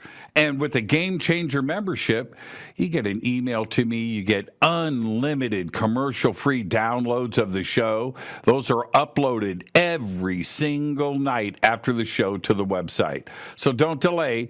Get your Fade to Black t-shirt today. Go Backley Tappy. Go to jimmychurchradio.com and become a Fadernaut. Get a membership. That's right. Everything is commercial free. You have access to downloads, and you get to call yourself a Fadernaut.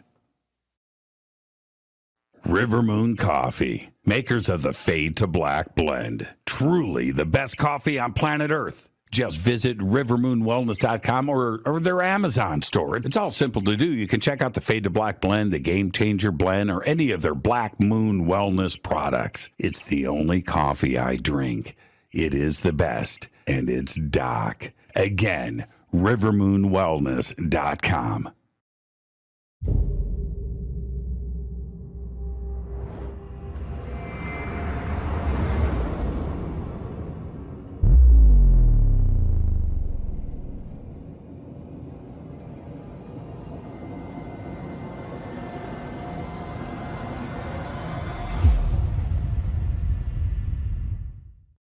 All right, welcome back, Fade to Black. I'm your host, Jimmy Church. Tonight, Freddy Silva is with us. I'm getting in to Freddy's head. That's my job tonight. Hey, Freddy, I wanted to ask you. This is the moment where we have to teach Jimmy a new chord, you see. So I have this beautiful instrument right here. Look at that special little pickup. Now, Jimmy, this is just for you. You have to take a screenshot because I'm not going to tell you what this is. But that is the chord for you today to learn. Wow. It's D9.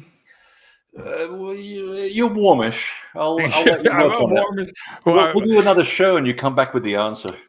Yeah, that's. I was going to grab a Strat from the other room and show you your future child, but I've been waiting for that child now for 5 years. It's very much the future. I'm losing my. I'm getting skin colored hair here.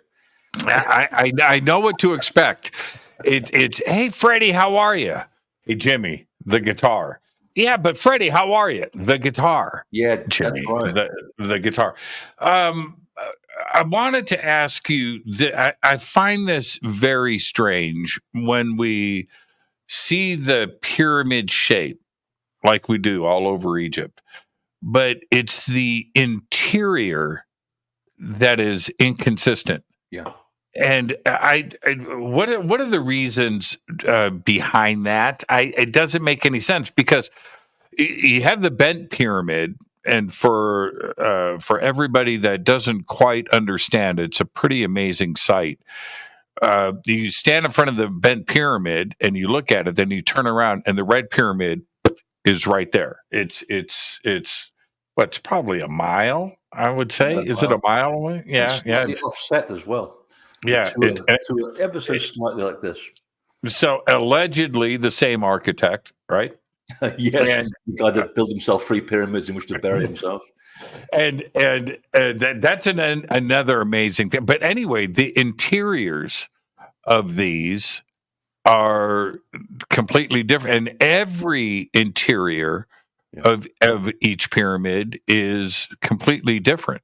Why wouldn't they build if we're so concerned with the shape on the outside? Why the inconsistencies with the interiors? It's a strange anomaly. I still can't I don't have an answer for it yet, and I'm still struggling with it. I mean, the weirdest thing is that, for example, with with the bent pyramid, you have to basically go a third of the way up the actual side of the pyramid, go down 440 feet down a long, long shaft, which for tall people like us is cruel.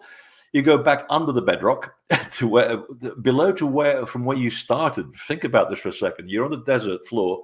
You've gone up here, and you got back down to the desert floor and under the desert floor, and then you finally start being inside the pyramid proper. And then when you're inside that chamber, there's a bit of debris there, and there's a bit of work that was actually restored by Sneferu, and it says so. And then you have to go up on a wooden staircase up to the 2 more chambers and yet another shaft. Why? It drives me crazy because if you just go up the road to the Red Pyramid, it's a completely different configuration. Then you have those wonderful chambered and chamfered sort of designs in the 2 big rooms at the bottom, which look just like the Grand Gallery on a small scale.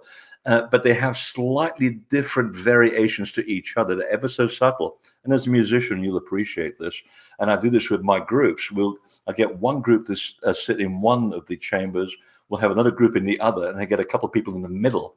And once we pay a few people to leave the building and leave us alone, we start toning at the room. And once we get the comfortable note in there that just feels comfortable, the two are just slightly offset from each other, a bit like a major third, for example, the devil's chord, or is it the minor third? I forget. You get that slight vibrato effect when a person stands in the middle of the two rooms, and they start feeling like they're being vibrated and massaged, and they start leaving the body. I mean, literally, they start having a sort of out-of-body experience. So it's a very musically tuned building. But it only happens there. And if you go to the King's Chamber, it's a completely different thing altogether. It's all based on the octave there. And that also elicits a different type of feeling. And I think that part of it was to do with what they were doing in the buildings. Each building had a different geometry on the slope, and it had a different geometry on the interior. And I believe, given the fact that the Egyptians were masters of creating this environment that began before you even entered the building. So you've got the visual effect that's already affecting you on an emotional level. You go into the building, and the different rooms have different geometric makeups. They have different uses of the sound scale. And all of them elicit a different response from people. Now, I keep listening to people when we go to Egypt, and I've done this 30 times now, and I go, we never get the same feeling in the Ben Pyramid as we do, let's say, in the Middle Pyramid of Giza, okay?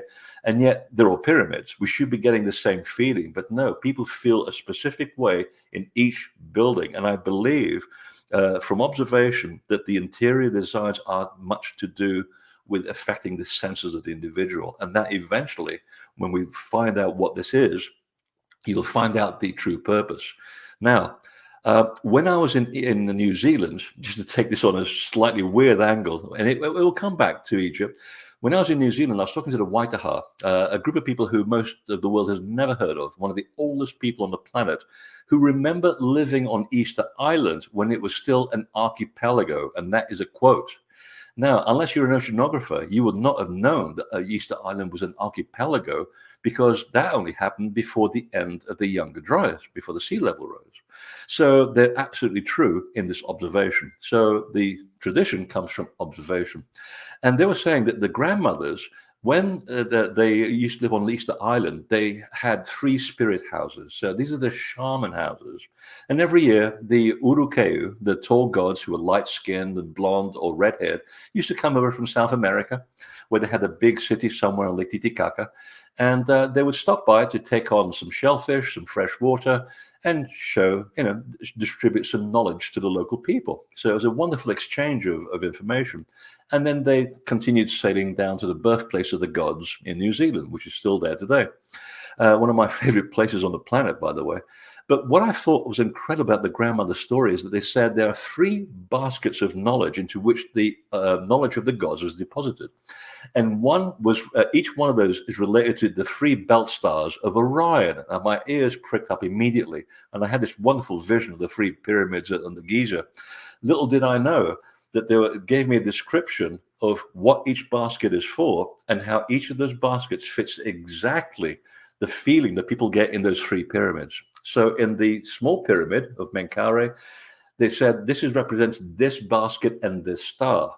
And the basket represents the same star on the belt of Orion as does the pyramid of Menkaure.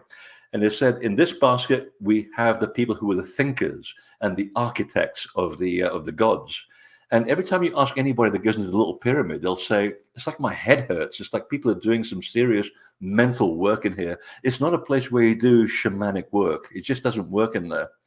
And then the middle pyramid, I've never had anyone say, I've had a wonderful out-of-body experience. No, they're actually quite disappointed. They feel very grounded, very practical. And it's true. You go in and you go, yeah, it's great. It's a pyramid, nice room, but I'm not getting that tingly-wingly in here. Well, in the Waitaha tradition, the middle basket was the builders, the people actually did very practical things. And then the third basket, which represents the 3rd star, the belt star of Orion, is for the shaman and the knowledge keepers of the tribe. And that represents the star also associated with the Great Pyramid, which is the only one of the 3 where everybody has those wonderful out-of-body and shamanic experiences. So who knew that these people that you've never heard of, and if you have, kudos to you. I'm still writing about them to this very day. And I wrote about them in The Missing Lands, the second to last book, at length. So who knew that these people who were living on East Island and 10,000 years ago and today in the South Island of New Zealand would have the key to us understanding why the different pyramids of Giza have 3 different geometries and why the interiors are all different. And it goes back to the original question. Why are the chambers built differently? I think they're designed differently to elicit a response for people to go in them. And it's part of a long line of initiation that goes all the way back and begins with the Temple of Philae down at the bottom of the Nile at Aswan. Now, would that also support the Shining One's foundation, that the Shining Ones were also in the South Pacific?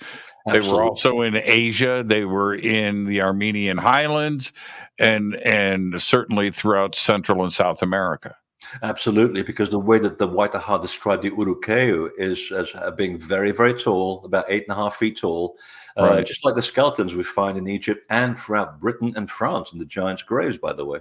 They had red hair, sometimes they had blonde hair, and they had green or blue eyes.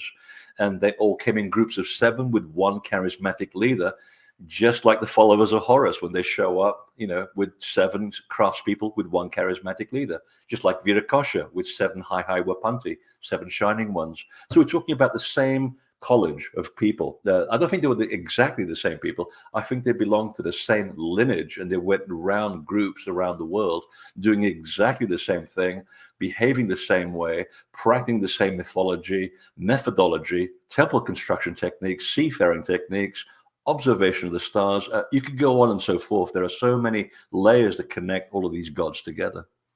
There is something very interesting that supports this too as well.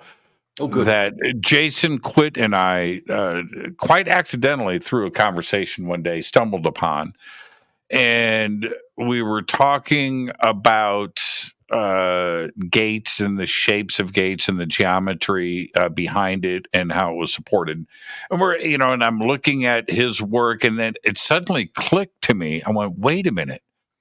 I've been photographing this around the world, and I saw it originally here and it's at the Temple of the 7 Gates at Karnak, and it's a T-shaped gate, and it's the Temple of the 7 Gates. There's 7 of them there at Karnak.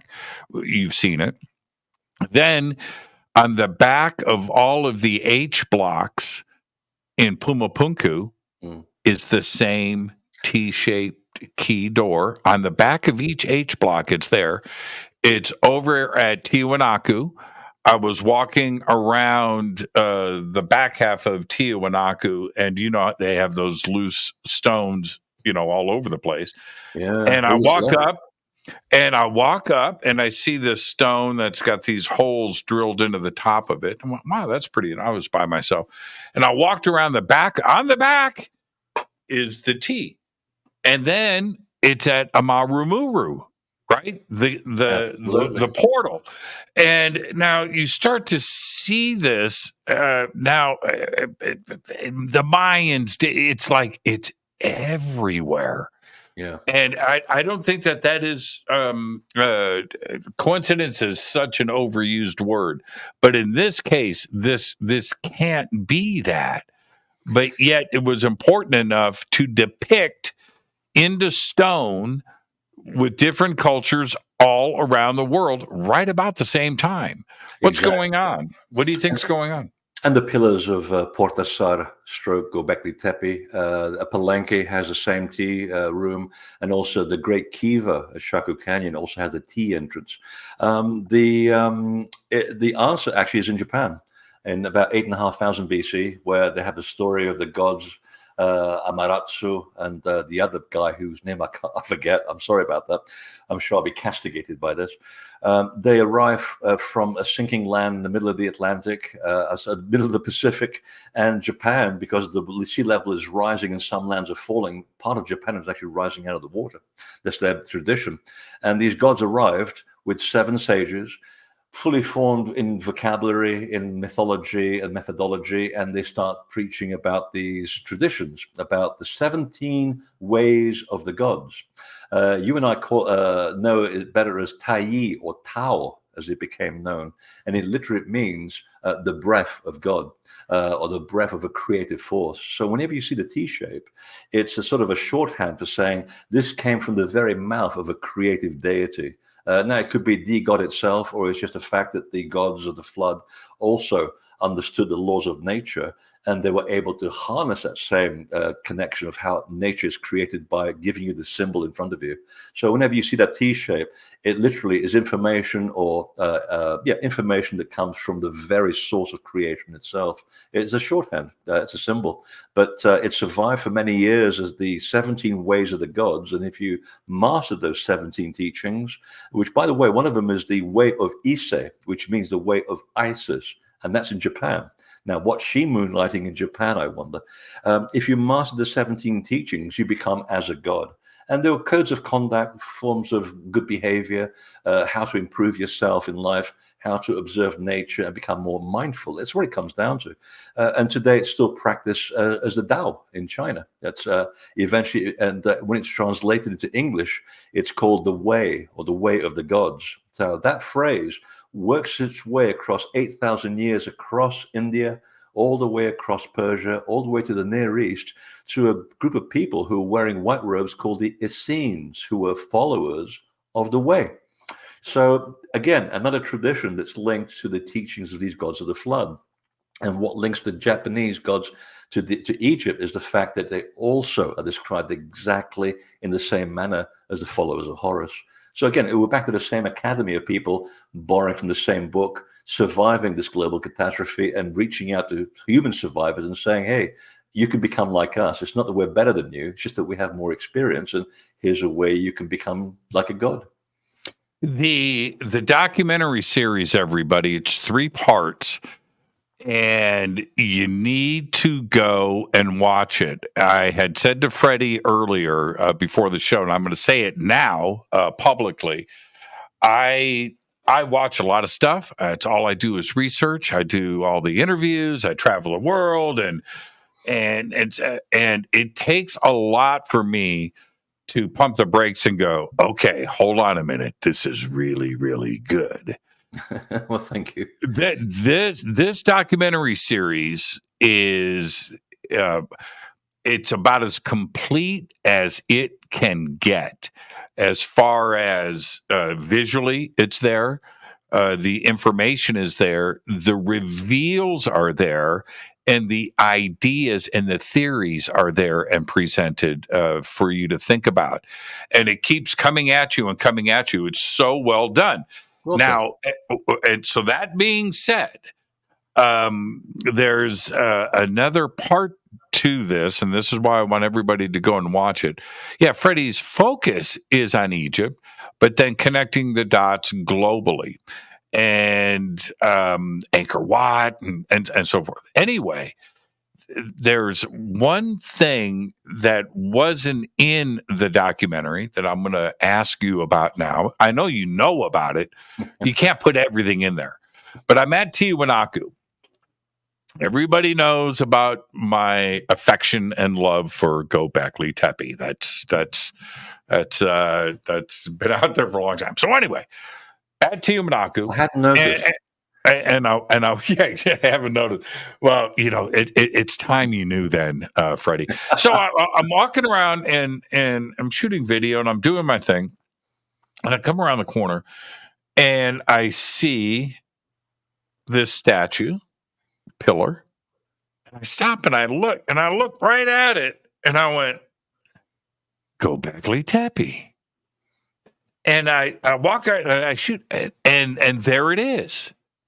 The hands wrapping around the belt buckle, the belt, the sash, the thing, the human form on this giant pillar. And the similarities are glaring. And okay, look, you can put it down to it's just human DNA, and different cultures around the world express themselves with the human form in this way. Oh, all right, okay, all right. You can kind of go there, but there's something else happening. And then when you see the different cultures, the different races, I should say, that are depicted in the next temple over, that clearly show things that, people that were not from that were not indigenous there. Beards, turbans, aliens, you've got it all there. So there was a transoceanic connection with Tiwanaku. And that connection to Göbekli Tepe, I think, is shocking and out front. What do you make of that? Again, I'm not going to say coincidence because it can't be, but it's right there. It's in your face. Yeah, and it goes back to what I was saying at the beginning, that it's important to listen to the people whose ancestors were closer to the events than we are. I always make this sort of soft joke that, it's good being an academic, and especially European academics in the Victorian era that were telling us this is how history really was. But I'm sorry, that's not how it was, because most of these people haven't even traveled to the places that they write about.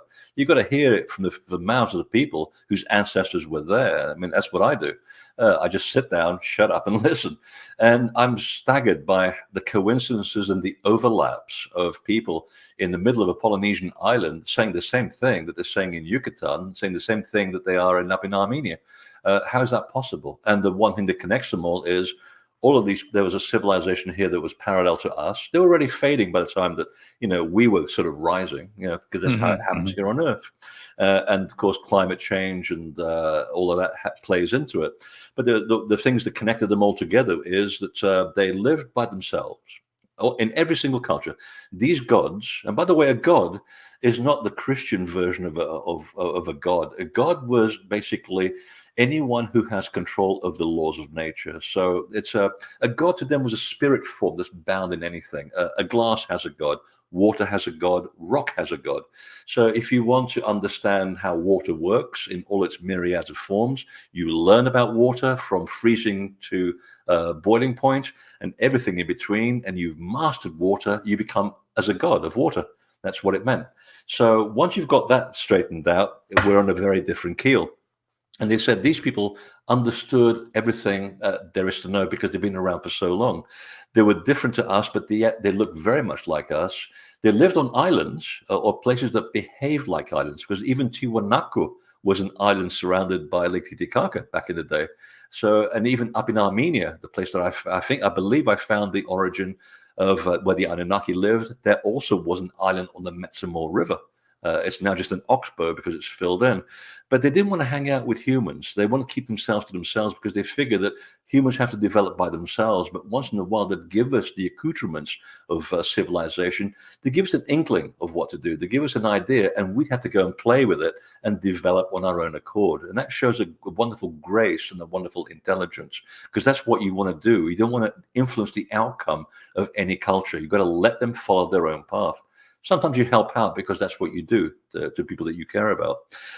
They're also described with the same physiognomy, and they're also borrowing from exactly the same book. And that's where the coincidences come in. There are no coincidences.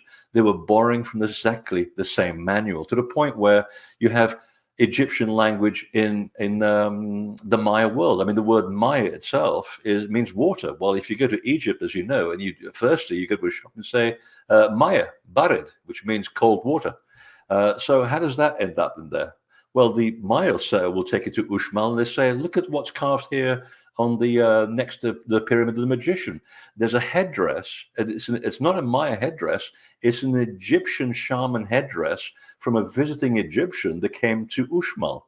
And in the back of Karnak, in the big enclosure of the Hypostyle Hall, there is a person visiting from the Maya world with a Maya shaman headdress. So the two were crossing over. You can't make this stuff up. It's in the two cultures, and it's actually on the walls itself. So they were getting about much more than we gave them credit for. And they're also borrowing from the same manual wherever they were around the world. Now, what about the staying on this? You sort of just mentioned it a second ago, so let's back up.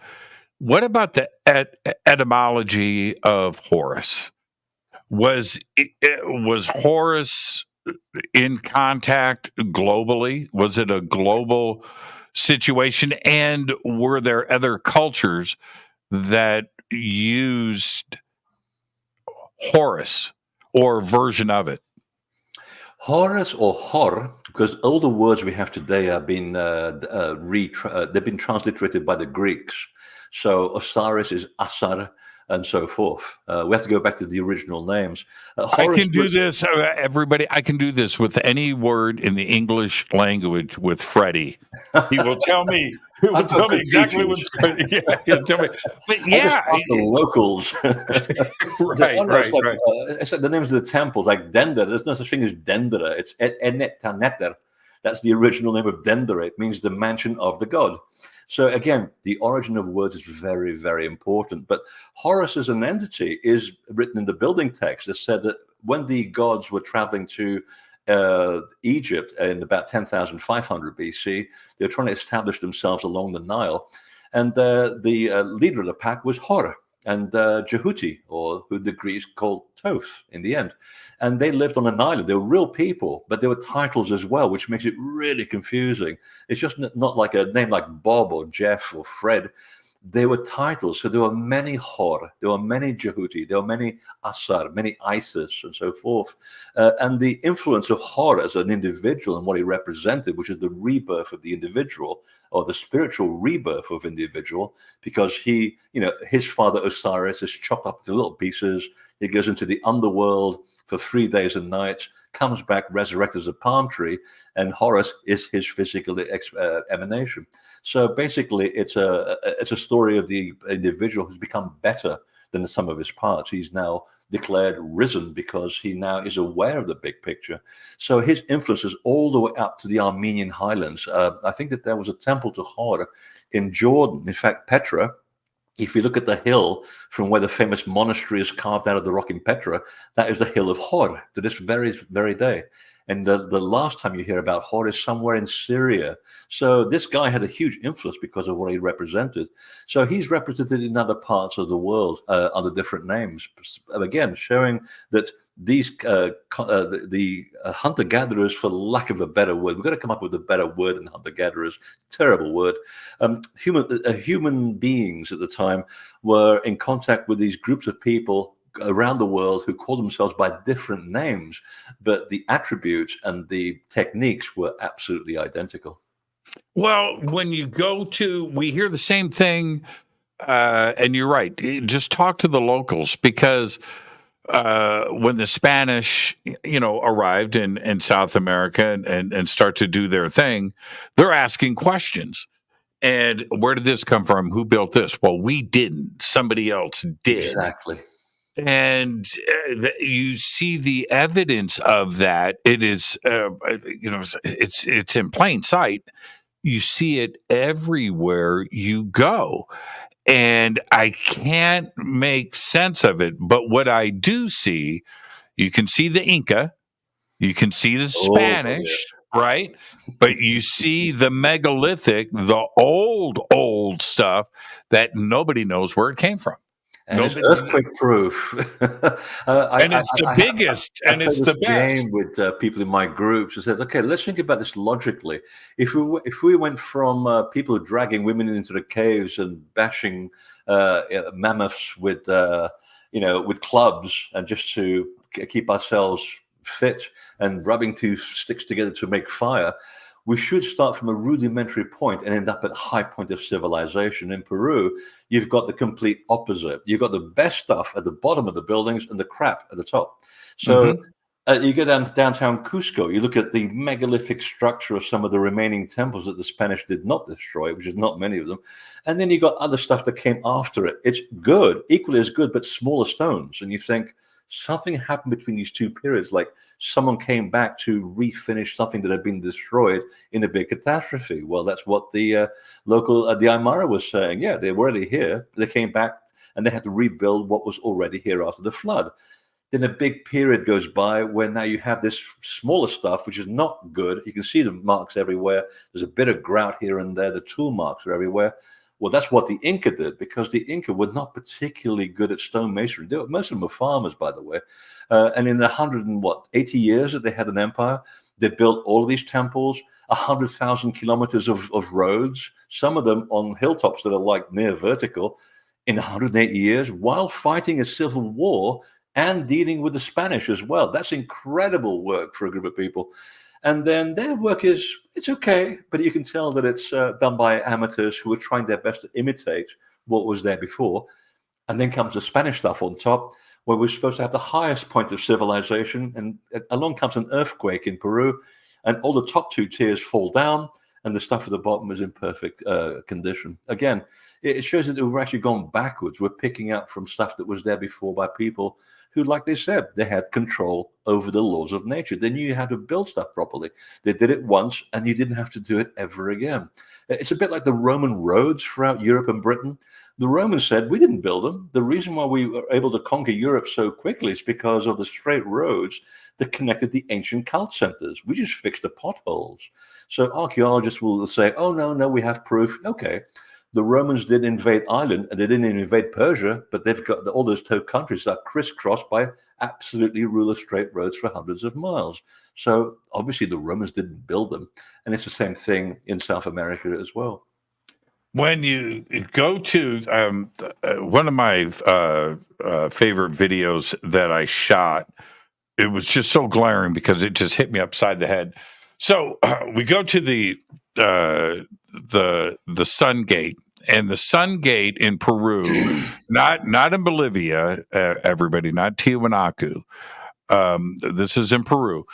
And so, it's really weird because it's off the beaten path. It's off of the highway, but it's not a big tourist destination, and but it's huge. So I shoot this video. I'm by myself, and I'm walking up, and I walk through the main gate, and allegedly, the legend behind it is this was like a port of entry, right? This is where it was like customs. It was right. It was customs. It was a port of entry, right? It was a port of entry, and so anyway, I walk through, and I pan the camera up. And you can see megalithic, Inca, Spanish, right? It's everywhere, but here it is just so obvious. But anyway, so I go around the corner and I walk straight up to the megalithic joints, right with the camera. I go 2 inches from it, and I'm panning and I'm following. They are perfect. Now they're perfect all over the country. But to see this on how it's presented, and then you just pan up and you look at Inca. The Inca's good. It's good. It's not great like the megalithic is, right? It's not that. And then the Spanish on top. But the point is, it's perfect after all of these years. It is, when I say nothing is moved. Every single joint, there's no mortar, the corner, it's divine perfection. Yeah. And nobody can explain it away. I'm waiting for that explanation. Just somebody tell me how this was done. The best one I've heard so far is when you're working with limestone, and this is particularly true of Sacsayhuaman or Sexiwoma, as the locals like to call it, is that if you go to the quarry on the other side of the valley, and I believe there's a couple of Russian scientists that figured this out. I wish I'd remember their names. I'll give them credit. But they're saying, the thing about limestone is that it's made from the compression of millions of sea creatures, so there are fossils in there. And you go to the quarry and you look, with a little sort of loop, and you look at the crystalline structure, and you can see little sea creatures and fossils. But something happened on the way, because when they get put upright at Sacsayhuaman, the fossils are gone. And there's only one way that we know to be able to do that, to recrystalline stone, and that is to subject it to about 1,500 degrees Celsius of using a portable smelter. Of course, that opens up all kinds of possibilities in everybody's minds. Were people going around with a portable smelter, making the rocks molten just for a little bit in order to give them that wonderful sort of dough shape that they have? Because there's also a molecular acid in the Amazon, just like there is in India, which when mixed with two other substances that we don't know what the recipe is now. And the Jesuit priests actually recorded this story, that when they found this strange liquid in a jar, they dropped the liquid by accident. They broke the jar by accident, and they spilt this liquid on the rock. Within a day, the rock upon which the liquid had spilt had become molten. And that's when they realized that these people understood the power of molecular plant acid. And in India, in the Vedas, they talk about the same molecular plant acid that they mix with something called la that we have no translation for, which is really frustrating. Maybe it's Armenian. We'll figure it out. But they were able to create a paste which they put on the stone, and it would actually make the stone a little bit softer, allowing the stonemasons to reshape it into those beautiful pillow-like shapes. The only other version that I've heard of this is Robert Schoch's theory, which is an interesting theory, that when you have these major discharges of plasma from the sun, you would get that 1500 degrees Celsius in a fraction of a second. It would be enough to liquefy rock and certainly change the crystalline structure. What about the stairs? What about the stairs in Abydos? That's pretty. It's very disappointing. It's very disappointing. No, don't break my heart. No. Oh no, you're talking about no, this is Denver, isn't it? With the melted stairs. Yeah. Well, but they also have it on the way to the entrance to the Asarian. That's at Abydos. So it's at two places. So you're right. The stairway, the hallways of Dendera. It's going up to the roof chapel. It's very disappointing. It's basically very soft sandstone, which has had water running from the top tiers. Because sometimes it does rain quite a bit in Egypt. It comes down in buckets.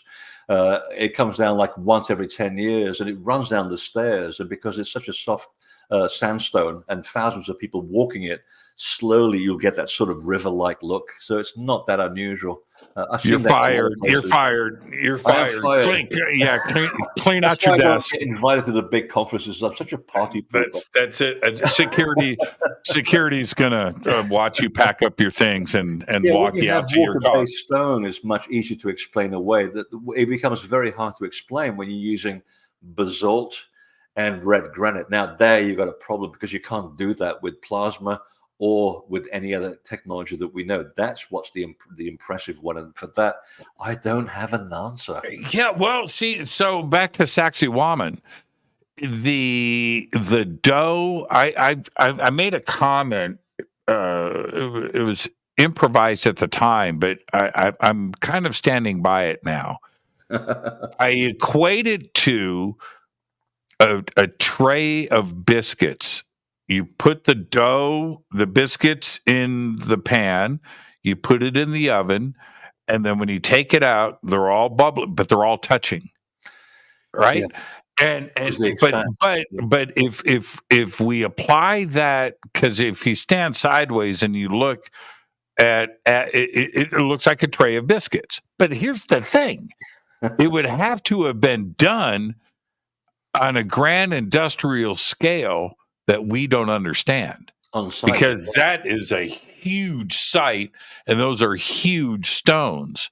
So leading towards the idea of that sort of liquid that was applied to the stone, because the same story appears in India as well. It's right there. It's just that we can't translate the words.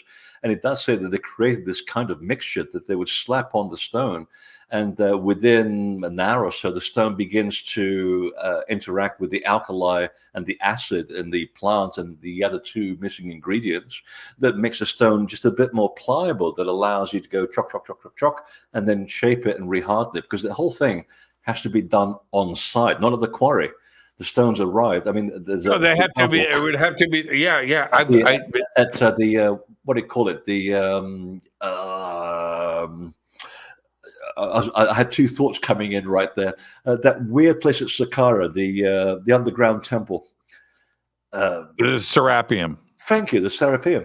And you see an example there of one of the big blocks of granite that was actually left in the middle of the tunnel because they couldn't figure out how to move it.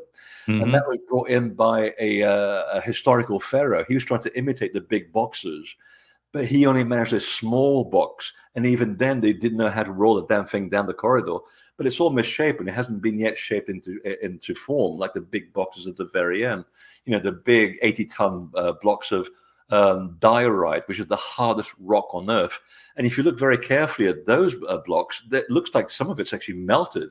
Yeah, it's melted. And also on the top. So there might be part of this technology at work there as well, because you're not going to get a solar flare in this box that's been worked underground. There's no way that that kind of electricity can work underground. So it has to be something that's done on site, applying some kind of technology or some kind of powder or some kind of liquid. And here they kind of maybe got a little bit carried away, or there was a slight imperfection in the rock that allowed the melting to go around.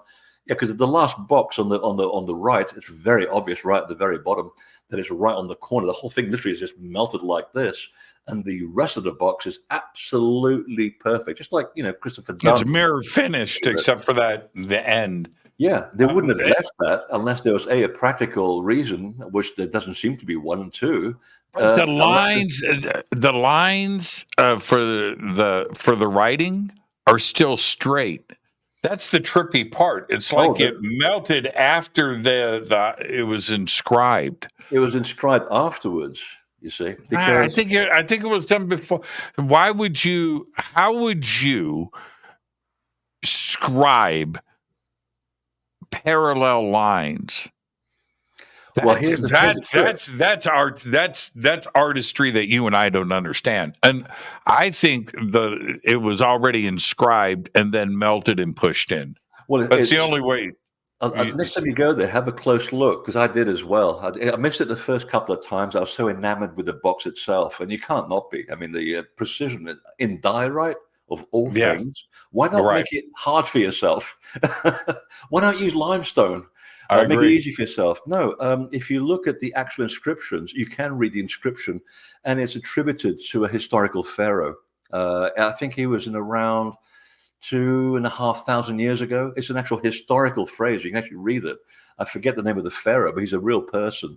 So it was inscribed well after the event. And if you look carefully at the lines, they're really crude. It's like the box was done with this high precision laser, and the writing on the box was done with a Swiss Army knife with someone going like this. The lines are actually quite crooked and quite irregular. They're kind of parallelish, but they're kind of not.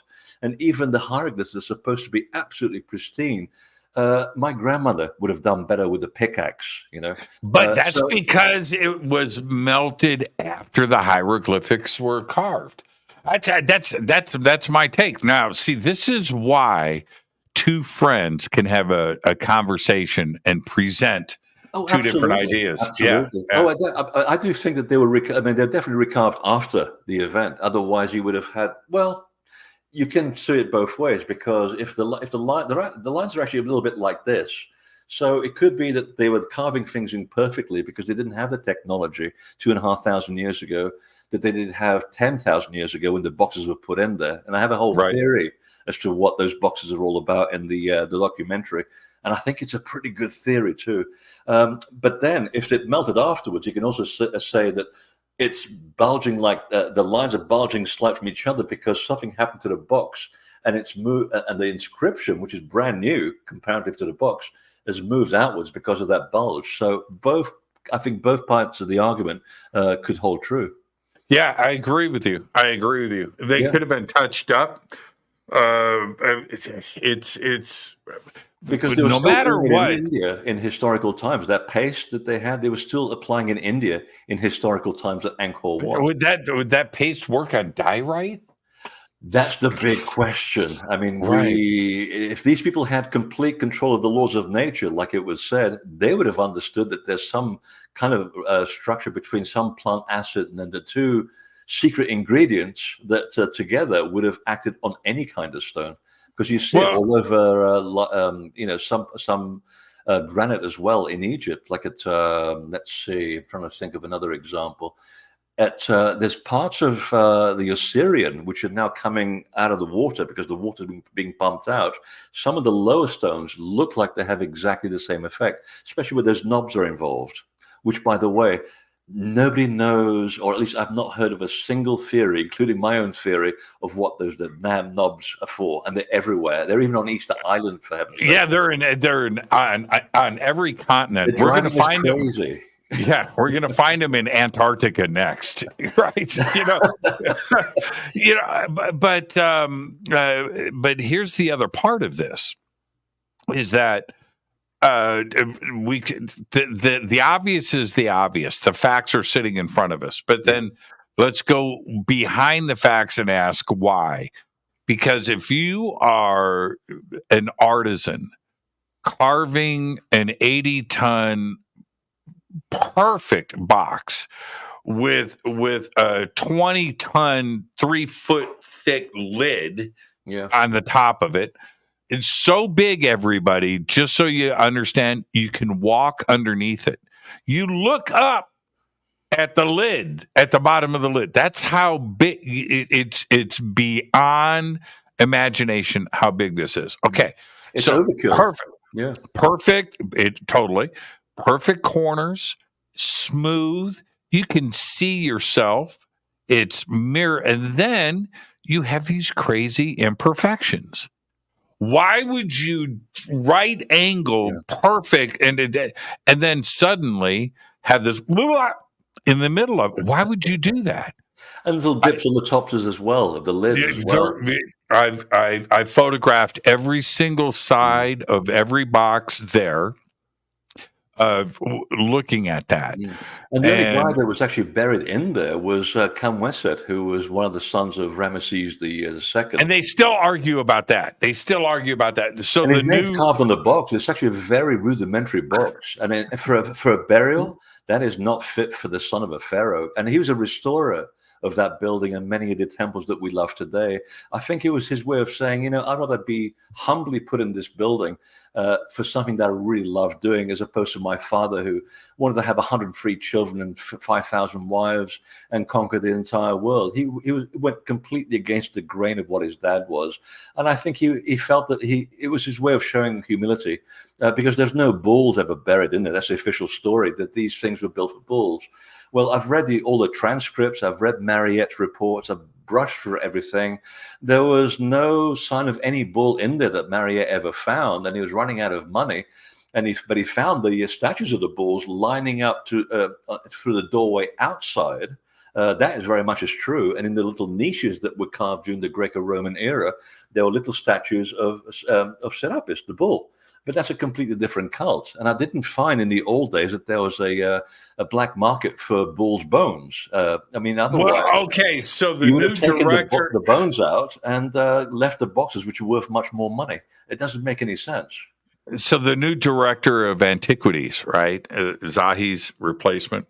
I'm having a very spirited discussion with him at the Serapeum. He nice guy. Yeah. Oh man, he wanted to take selfies with me, so I let him do that. Yeah, very cool guy, but he's still. Oh yeah. Right. He's still. And so at the entrance there, where they had the one box, and we get a crowd around us, and we're like going at it in a civil way. But I said, "Now, come on, bulls, really? Are you going to stay with that?" And he goes, "Look, we have a bull mummy from here." I said, "Where?" "It's in a museum." "What museum?" "Well, it's not for public knowledge, but we have it. Let's see it." Where I think that I could tell. How do I want to say this? I don't want to put words in his mouth. I could tell he wanted to agree with me. You know what I mean? I could tell he's like, I could tell I was pushing it a little bit hard, And now I'm not saying he tapped out. Oh, no. He stayed in his lane. I don't remember Mariette ever mentioning any balls at all, or mummified balls. He found a wooden box of. No, they found. So the story is this. Now, I talked to a few people there, and I'm going to follow up on this. But anyway, one bull mummy was found, and by the British, and it is in a storage room somewhere in Egypt. How interesting! Now that's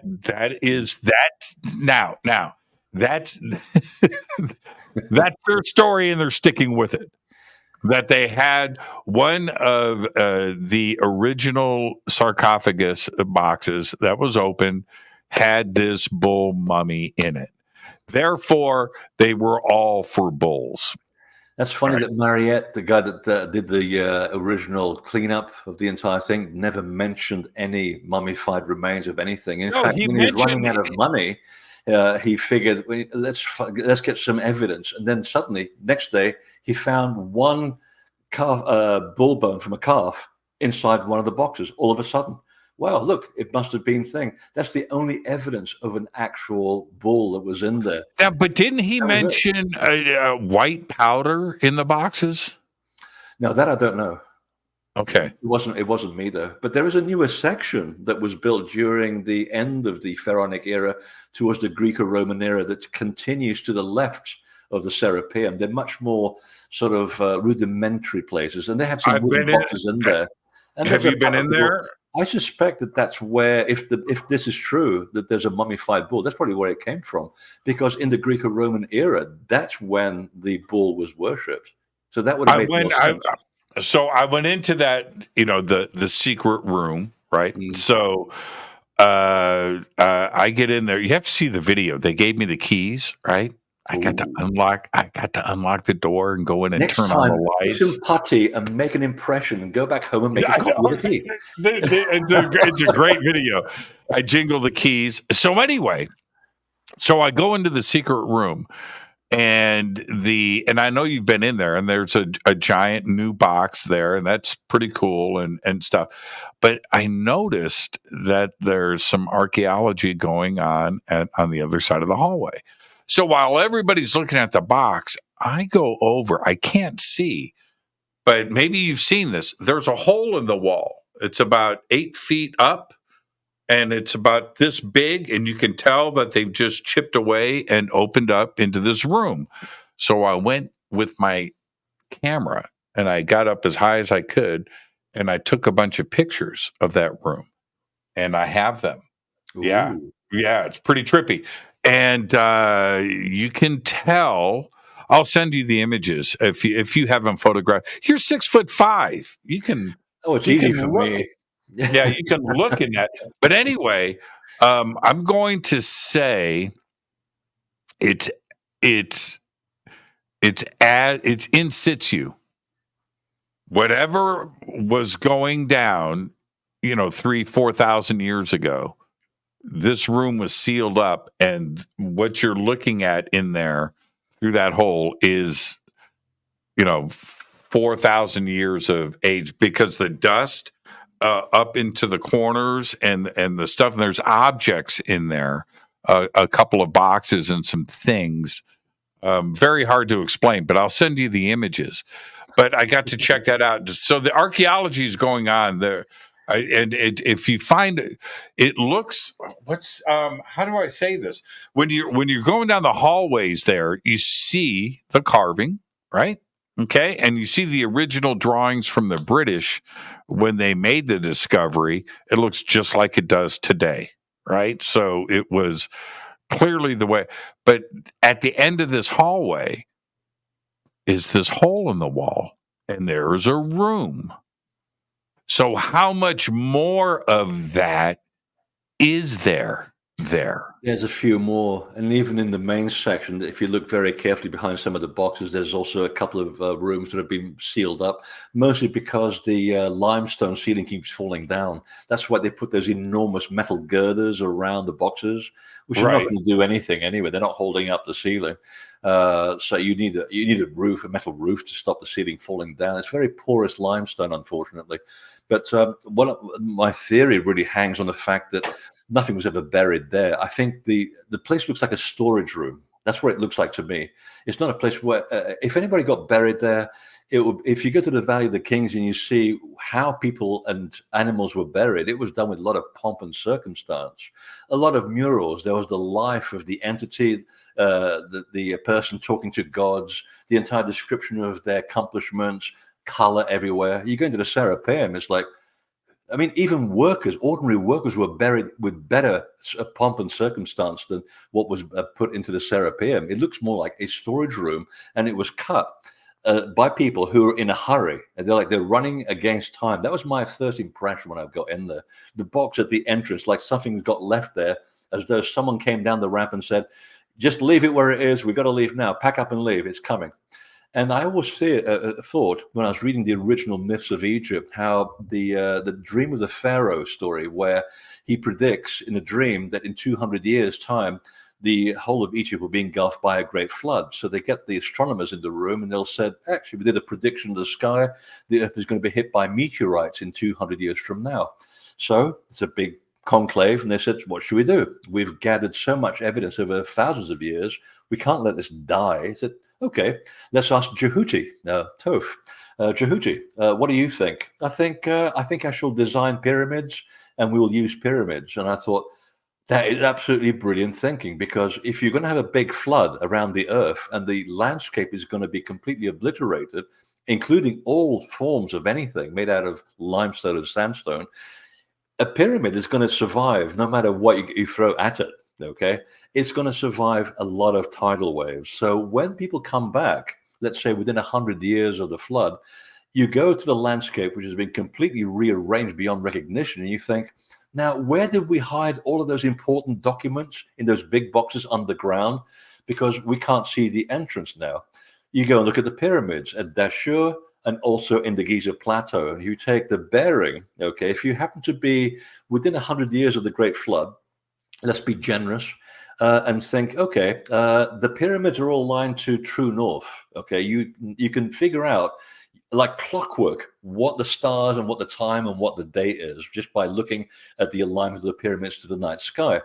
A person standing at the bottom of at the base of the central pyramid on Giza at midnight would see the Southern Cross rising like an X over what is now would be desert, and it rises right over the Serapeum. Okay, but that's not going to give the game away, because you have to triangulate the location. At the same moment, and by the way, if you fell asleep just before the sun rose, there's another marker over the Serapeum. It's the star of the Phoenix, Anka. So talk about resurrecting from the ashes of destruction. What a great symbol. At the same moment, at Dashur, at the Ben Pyramid, you'd have been looking up exactly at midnight at Vega, which is the de facto pole star at the time, at 0 degrees right over the Serapeum. Now you've got 2 points which intersect like this.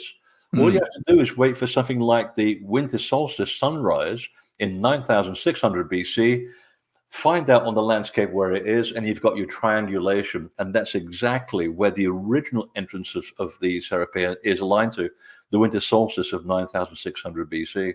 So I do believe that it was a storage room where they hid the most important information. They came back after the flood, dug the thing out, moved the lids, tucked the stuff out, left the boxes. I like that.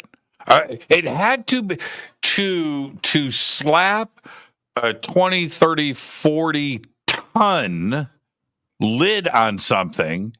It's not a bull. It's something much more important. I was watching a documentary the other day. You're going to laugh at this. They were, it was a documentary about guys restoring war airplanes from wars. Okay, I don't know what you would call those. Warcraft? No, that's something else. But anyway, and so he's British, and he's got this crane, giant warehouse, and he's got a Russian plane, and he's attaching the fuselage down onto the wings like this, right? Okay. So anyway, this is what comes out of his mouth. He goes, I wish I could do a British accent. He goes, go on. The fuselage is 2 tons. It's so difficult to manage. 2 tons. 2 tons. Well, you need some more slaves. These guys got hydraulics, and they got chains, and they got this, and they got all these things. And it's 2 tons. Oh, man. And that's why the whole overkill with the boxes. I mean, Ramesses IV's tomb, if you go into the Valley of the Kings, the boxes not dissimilar to the size of the one in the Serapeum, but it's made of, I believe it's limestone. It's a much easier material to work with. And it's easy to slide down and everything. Not to the same degree of perfection, but the ones in the Serapeum, not only are they overkill, they also have to be brought, the rock had to be brought all the way from Aswan. I think that's where the quarry for diorite is. That's 400 miles away. So, and they're water and airtight. So it wasn't just a fact that you wanted to keep something in there. It had to be protected from the elements in case the room flooded, which would have been the main thing. Okay, so I want to talk about the Assyrian, and then I'm going to let you go. But in the secret room that I was telling you about, where they got the new box. So this was the trippy thing. There is a lip on the edge, right? Now, and you're thinking a lip, and it's perfect. So you've got, it's like hermetically sealed. The lid has got the protrusion, and the base has got the groove that goes around. It's got a frigging lip on it. Yeah. Good Lord, man. What was in there was protected from the elements. It was hermetically, completely sealed, like Tupperware. And that's the point. I think someone was protecting something of enormous value. So, yeah, so far, that's the hypothesis that I've been putting out. And so far, it's pretty good. But like all hypotheses, it moves relative to the amount of information that becomes available. So we'll see where this goes. One last question, and then I'll let you go. Thank you so much. Freddie, I haven't talked to you in a long time, and I could just do this all night long. What is the purpose of the Assyrian? Oh, that's easy. It has nothing to do with Osiris. Yeah, again, if you go to the site and you allow yourself to get out of your head and just listen what the temple is trying to tell you. And this is where Seti I was a genius. It wasn't about him.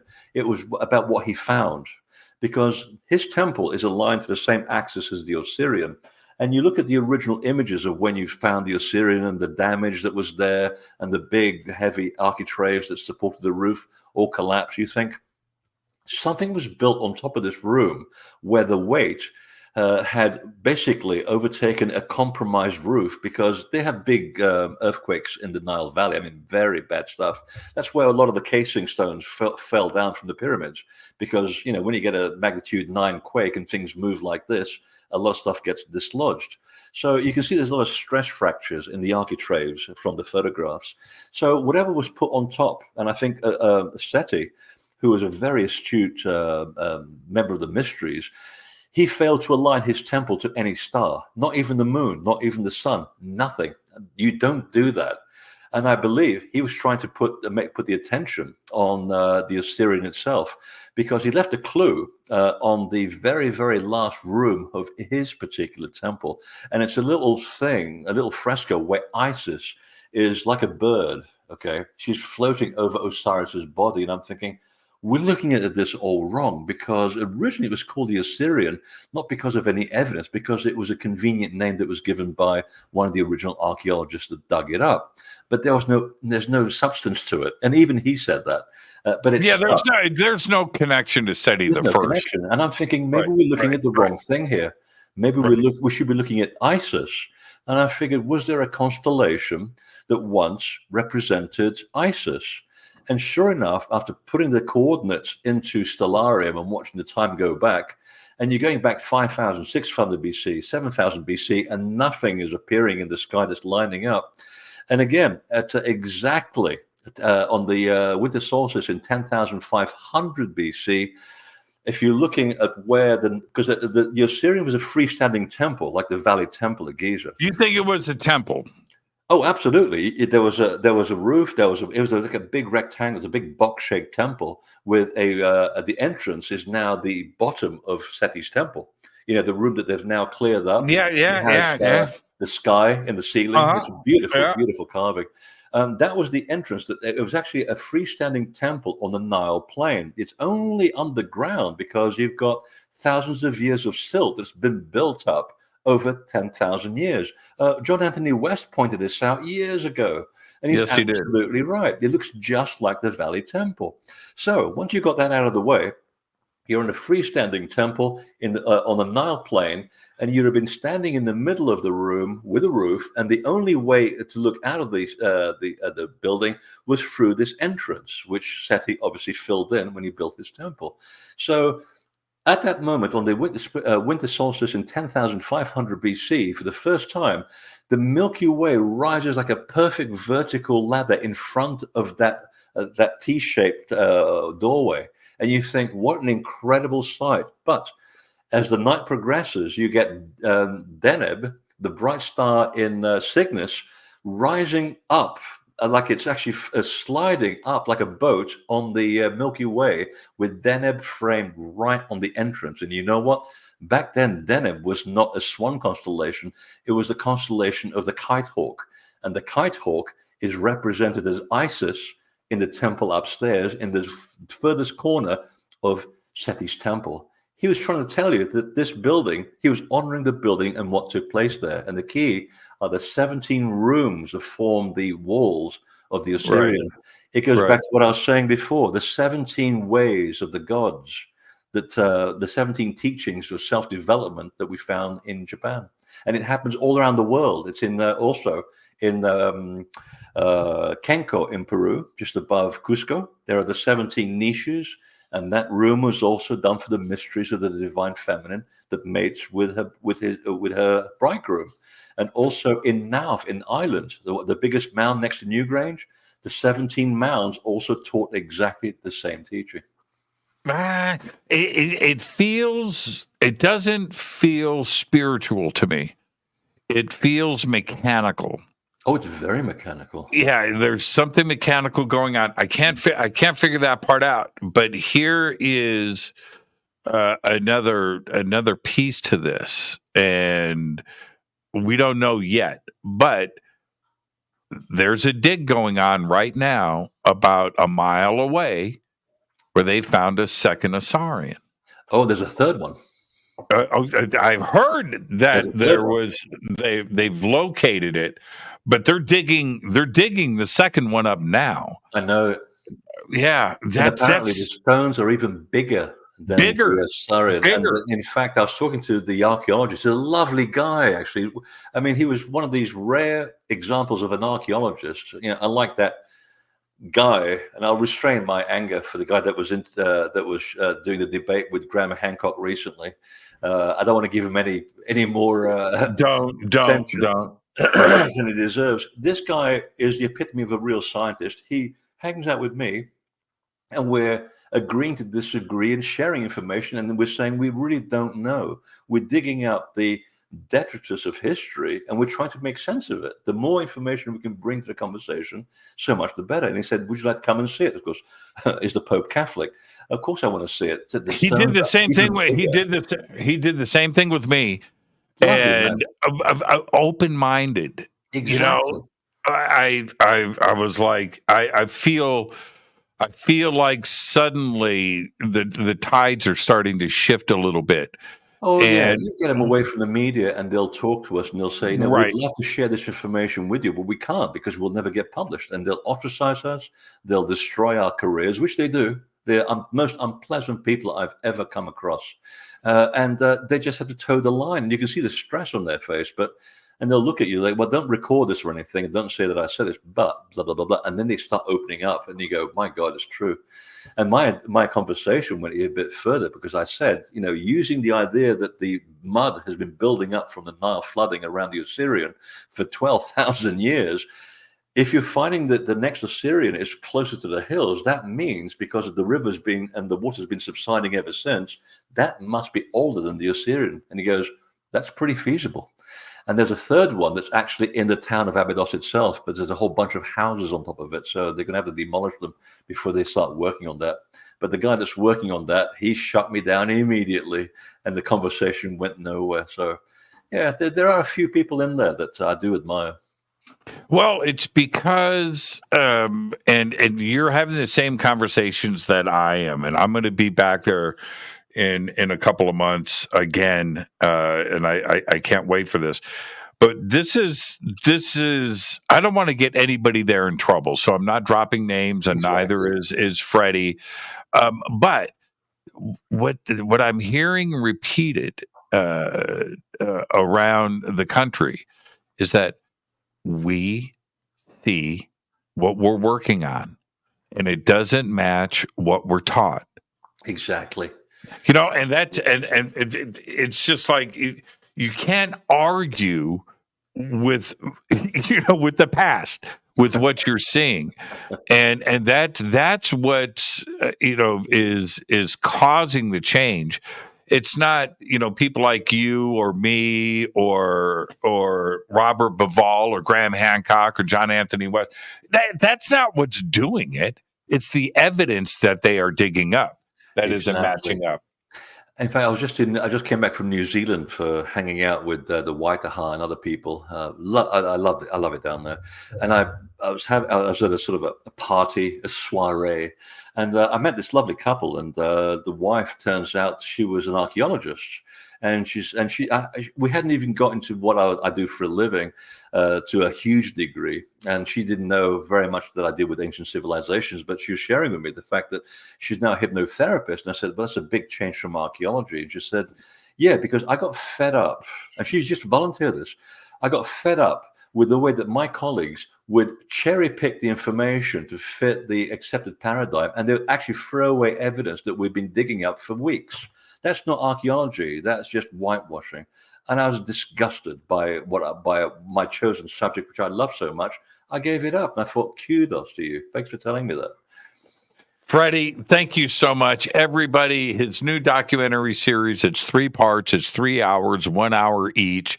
The links for it are below. It is absolutely perfect.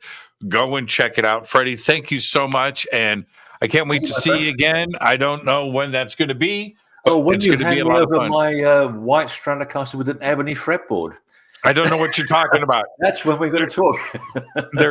I've got technical issues right now. Yeah, there's technical issues. Everybody, write into Jimmy and get him to own up to his commitment that he made to me.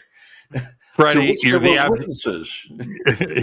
absolute very best, my friend. Need any more guitars? I'm going to stop. I'm going to just stop right now. No, we'll end on this. I haven't bought anything in probably a month or two. Oh, good. It's kind of no. Well, the reason I'm bringing that up is that all of my guitars, and I've got a shit ton of guitars. I do, but each one is for a reason. I got it to play. There's a story behind it, and I don't buy guitars just to buy guitars, right? Well, I don't have the next one.